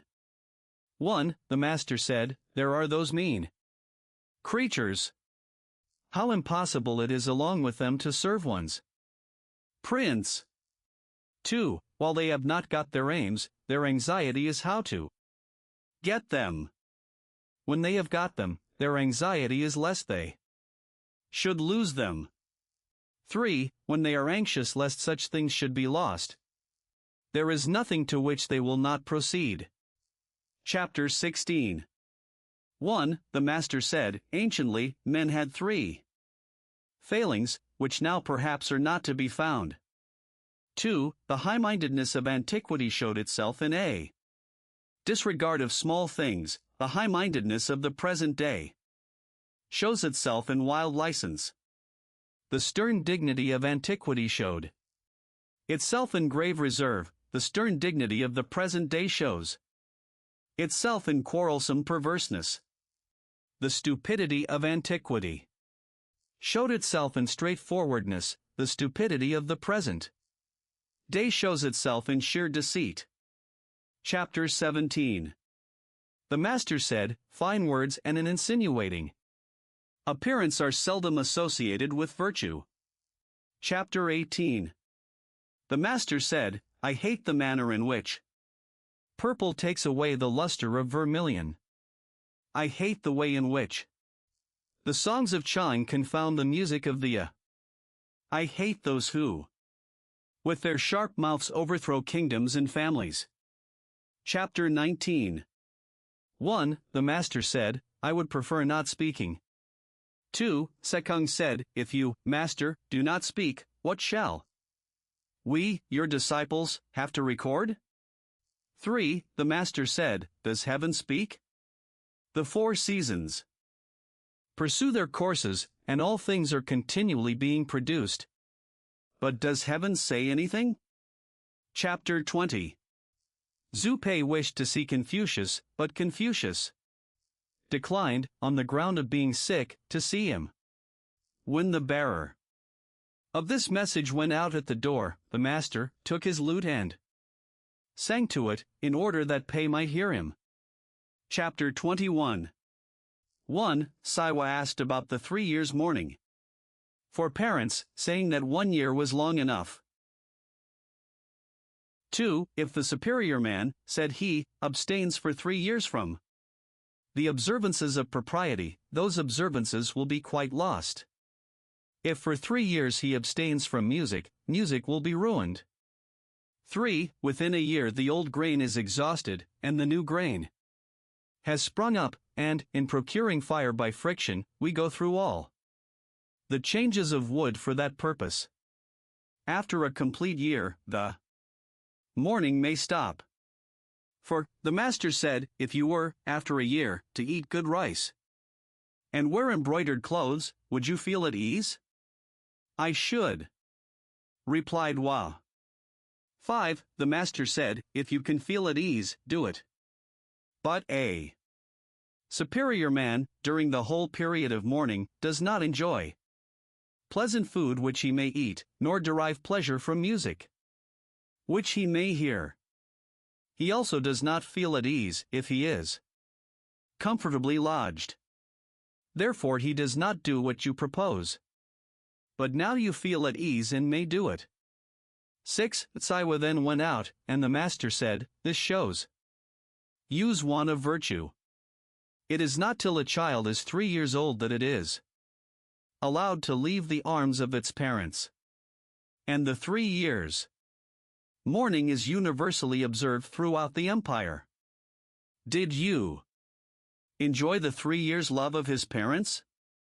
Chapter 22. The Master said, hard is it to deal with him, who will stuff himself with food the whole day, without applying his mind to anything good. Are there not gamesters and chess players? To be one of these would still be better than doing nothing at all. Chapter 23. Selu said, does the superior man esteem valor? The Master said, the superior man holds righteousness to be of highest importance. A man in a superior situation, having valor without righteousness, will be guilty of insubordination. 1. Of the lower people having valor without righteousness, will commit robbery. Chapter 24. 1. Sekung said, has the superior man his hatreds also? The master said he has his hatreds. He hates those who proclaim the evil of others. He hates the man who, being in a low station, slanders his superiors.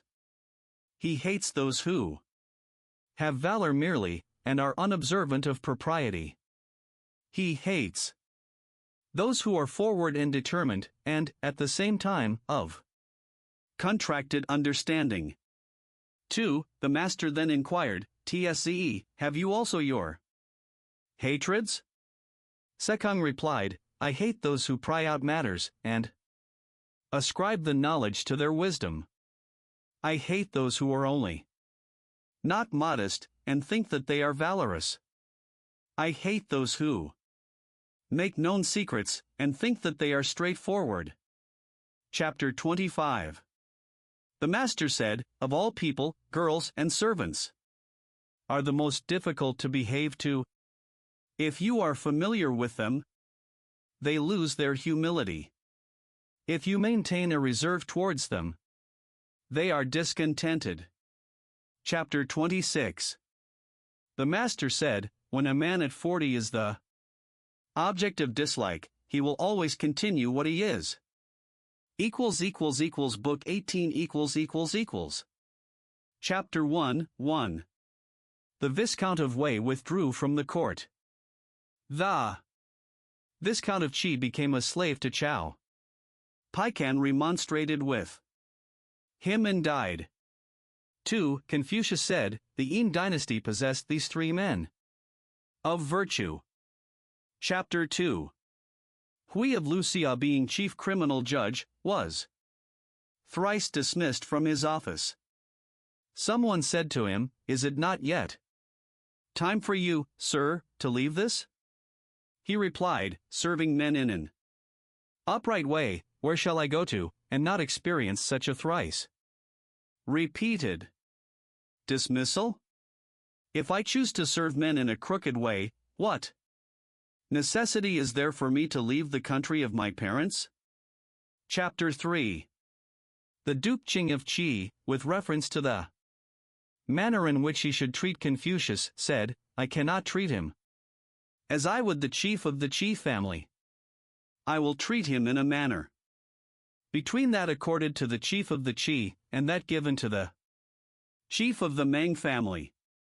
He also said, "I am old, I cannot use his doctrines." Confucius took his departure. Chapter 4. The people of Qi sent to Lu a present of female musicians, which Qi Huan received, and for 3 days no court was held. Confucius took his departure. Chapter 5:1. The madman of Chu passed by. Confucius singing and saying, "O Feng, O Feng, how is your virtue degenerated? As to the past, reproof is useless, but the future may still be provided against. Give up your vain pursuit. Give up your vain pursuit. Peril awaits those who now engage in affairs of government." 2. Confucius alighted and wished to converse with him, but Shiyu hastened away, so that he could not talk with him. Chapter 6. 1. Ansu and Qi and I were at work in the field together, when Confucius passed by them, and sent Tsze-lu to inquire for the ford. 2. Ansu said, "Who is he that holds the reins in the carriage there?" Tsze-lu told him, "It is Kung Chiu." "Is it not Kung Chiu of Lu?" asked he. "Yes," was the reply, to which the other rejoined, "He knows the ford." 3. Tsze-lu then inquired of Qi and I, who said to him, "Who are you, sir?" He answered, "I am Chengyu." "Are you not the disciple of Kung Chiu of Lu?" asked the other. "I am," replied he. And then Qi and I said to him, "Disorder, like a swelling flood, spreads over the whole empire, and who is he that will change its state for you?" Then follow one who merely withdraws from this one and that one. Had you not better follow those who have withdrawn from the world altogether? With this he fell to covering up the seed, and proceeded with his work, without stopping. 4. Itsalu went and reported their remarks, when the master observed with a sigh, it is impossible to associate with birds and beasts, as if they were the same with us. If I associate not with these people, with mankind, with whom shall I associate? If right principles prevailed through the empire, there would be no use for me to change its state. Chapter 7. 1. Itsalu, following the master, happened to fall behind, when he met an old man, carrying across his shoulder on a staff a basket for weeds. Tsalu said to him, "Have you seen my master, sir?" The old man replied, "Your 4 limbs are unaccustomed to toil, you cannot distinguish the 5 kinds of grain. Who is your master?" With this, he planted his staff in the ground, and proceeded to weed. 2. Tsalu joined his hands across his breast, and stood before him. 3. The old man kept Tsalu to pass the night in his house, killed a fowl, prepared millet, and feasted him. He also introduced to him his 2 sons. 4. Next day, Tsalu went on his way, and reported his adventure. The master said, "He is a recluse," and sent Tsalu back to see him again, but when he got to the place, the old man was gone. 5. Tsalu then said to the family, "Not to take office is not righteous. If the relations between old and young may not be neglected, how is it that he sets aside the duties that should be observed between sovereign and minister?" Wishing to maintain his personal purity, he allows the great relation to come to confusion. A superior man takes office, and performs the righteous duties belonging to it. As to the failure of right principles to make progress, he is aware of that. Chapter 8.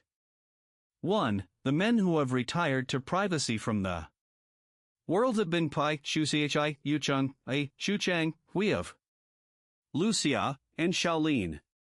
2. The master said, refusing to surrender their wills, or to submit to any taint in their persons, such, I think, were Pai and Shu Chi.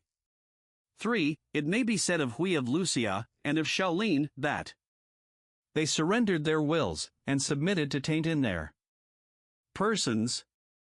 But their words corresponded with reason, and their actions were such as men are anxious to see. This is all that is to be remarked in them. For, it may be said of Yucheng and I.e., that, while they hid themselves in their seclusion, they gave a license to their words. But, in their persons, they succeeded in preserving their purity. And, in their retirement, they acted according to the exigency of the times. 5. I am different from all these. I have no course for which I am predetermined, and no course against which I am predetermined. Chapter 9. 1. The Grand Music Master, Qi, went to Qi. 2. Kan, the master of the band at the second meal, went to Chu. Liao, the band master at the third meal, went to Tsai. Shu, the band master at the fourth meal, went to Qin. 3. Fangshu, the drum master, withdrew to the north of the river. 4. Wu, the master of the hand drum, withdrew to the Han. 5. Yang, the assistant music master, and Xiang, master of the musical stone, withdrew to an island in the sea. Chapter 10. The Duke of Chao addressed his son, the Duke of Lu, saying, "The virtuous prince does not neglect his relations. He does not cause the great ministers to repine at his not employing them. Without some great cause, he does not dismiss from their offices the members of old families. He does not seek in one man talents for every employment. Chapter 11. To Chao belonged the 8 officers, Pata, Pa, Quo, Chengtu, Chenghu, Shuya, Shusia, Chisui, and Chiqua. Book 19 . Chapter 1, Sechang said, the scholar, trained for public duty. Seeing threatening danger, is prepared to sacrifice his life. When the opportunity of gain is presented to him, he thinks of righteousness. In sacrificing, his thoughts are reverential. In mourning, his thoughts are about the grief which he should feel. Such a man commands our approbation indeed. Chapter 2. Sechang said, when a man holds fast to virtue, but without seeking to enlarge it, and believes right principles, but without firm sincerity, what account can be made of his existence or non-existence? Chapter 3. The disciples of Tsessia asked Sechang about the principles that should characterize mutual intercourse. Chang asked, what does Tsessia say on the subject? They replied, Tsessia says associate with those who can advantage you. Put away from you those who cannot do so. Chang observed, this is different from what I have learned. The superior man honors the talented and virtuous, and bears with all. He praises the good, and pities the incompetent. Am I possessed of great talents and virtue, who is there among men whom I will not bear with? Am I devoid of talents and virtue, whom men will put me away from them? What have we to do with the putting away of others? Chapter 4.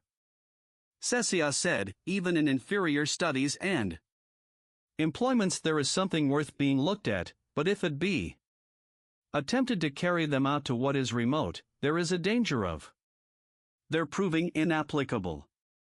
Therefore, the superior man does not practice them. Chapter 5, Tsessia said, he who from day to day recognizes what he has not yet, and from month to month does not forget what he has attained to, may be said indeed to love to learn. Chapter 6. Tsessia said, there are learning extensively, and having a firm and sincere aim, inquiring with earnestness, and reflecting with self-application. Virtue is in such a course. Chapter 7. Tsessia said, mechanics have their shops to dwell in order to accomplish their works. The superior man learns, in order to reach to the utmost of his principles. Chapter 8. Tsessia said, the mean man is sure to gloss his faults. Chapter 9. Tsessia said, the superior man undergoes 3 changes. Looked at from a distance, he appears stern; when approached, he is mild; when he is heard to speak, his language is firm and decided. Chapter 10, Tsessia said, the superior man, having obtained their confidence, may then impose labors on his people. If he have not gained their confidence, they will think that he is oppressing them. Having obtained the confidence of his prince, one may then remonstrate with him. If he have not gained his confidence, the prince will think that he is vilifying him. Chapter 11. Tsessia said, when a person does not transgress the boundary line in the great virtues, he may pass and repass it in the small virtues. Chapter 12. 1. Tseyu said, the disciples and followers of Tsessia, in sprinkling and sweeping the ground, in answering and replying, in advancing and receding, are sufficiently accomplished. But these are only the branches of learning, and they are left ignorant of what is essential. How can they be acknowledged as sufficiently taught? 2. Tsessia heard of the remark and said, alas! Yen Yu is wrong. According to the way of the superior man in teaching, what departments are there which he considers of prime importance, and delivers? What are there which he considers of secondary importance, and allows himself to be idle about? But as in the case of plants, which are assorted according to their classes, so he deals with his disciples. How can the way of a superior man be such as to make fools of any of them? Is it not the sage alone who can unite in one the beginning and the consummation of learning? Chapter 13. Cecias said, the officer, having discharged all his duties, should devote his leisure to learning. The student, having completed his learning, should apply himself to be an officer. Chapter 14. Cecias said, mourning, having been carried to the utmost degree of grief, should stop with that. Chapter 15. Cecias said, my friend Chang can do things which are hard to be done, but yet he is not perfectly virtuous. Chapter 16. The philosopher Sang said, how imposing is the manner of Chang. It is difficult along with him to practice virtue. Chapter 17. The philosopher Sang said, I heard this from our master. Men may not have shown what is in them to the full extent, and yet they will be found to do so, on occasion of mourning for their parents. Chapter 18.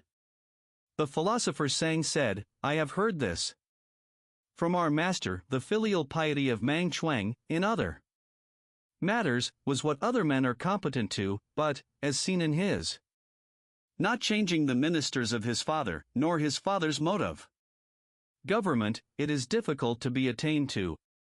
Chapter 19.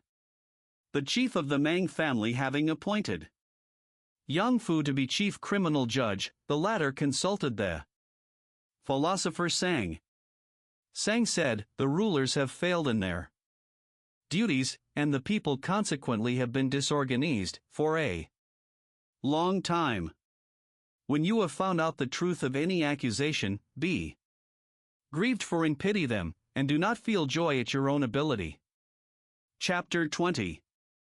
Sekung said, Chao's wickedness was not so great as that name implies.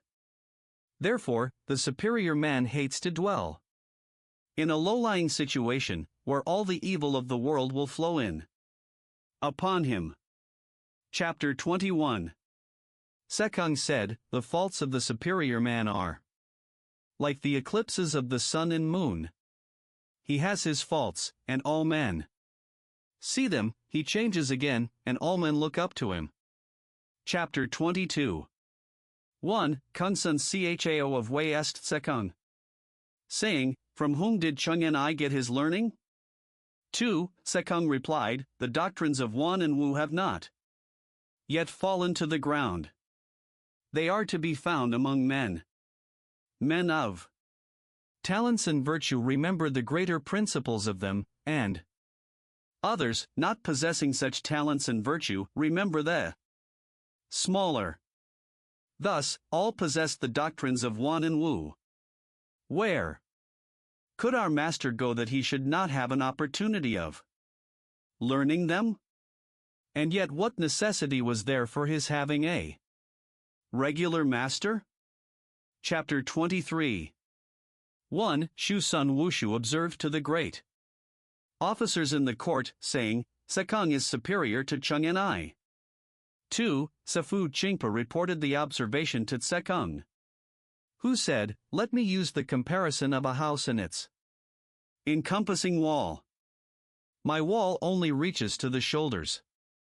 One may peep over it, and see whatever is valuable in the apartments. 3. The wall of my master is several fathoms high. If one do not find the door and enter by it, he cannot see the ancestral temple with its beauties, nor all the officers in their rich array. 4. But I may assume that they are few who find the door. Was not the observation of the chief only what might have been expected? Chapter 24. Shu Sun Wushu having spoken revilingly of Chunyanai, Sekung said, "It is of no use doing so. Chunyanai cannot be reviled. The talents and virtue of other men are hillocks and mounds which may be stepped over. Chunyanai is the sun or moon, which it is not possible to step over. Although a man may wish to cut himself off from the sage, what harm can he do to the sun or moon? He only shows that he does not know his own capacity." Chapter 25. 1. Chan Sesiachin, addressing Tsekung, said, "You are too modest. How can Chunyanai be said to be superior to you?" 2. Tsekung said to him, "For one word a man is often deemed to be wise, and for one word he is often deemed to be foolish. We ought to be careful indeed in what we say." 3. Our master cannot be attained to, just in the same way as the heavens cannot be gone up to by the steps of a stair. 4. Were our master in the position of the ruler of a state or the chief of a family, we should find verified the description which has been given of a sage's rule. He would plant the people, and forthwith they would be established. He would lead them on, and forthwith they would follow him. He would make them happy, and forthwith multitudes would resort to his dominions. He would stimulate them, and forthwith they would be harmonious. While he lived, he would be glorious. When he died, he would be bitterly lamented. How is it possible for him to be attained to? Book 20 == Chapter 1, 1. Yao said, "Oh, you, Shun, the heaven-determined order of succession now rests in your person. Sincerely hold fast the due mean. If there shall be distress and want within the four seas, the heavenly revenue will come to a perpetual end." 2. Shun also used the same language in giving charge to you. 3. Tang said, "I the childly, presume to use a dark-colored victim, and presume to announce to thee, O most great and sovereign God, that the sinner I dare not pardon, and thy ministers.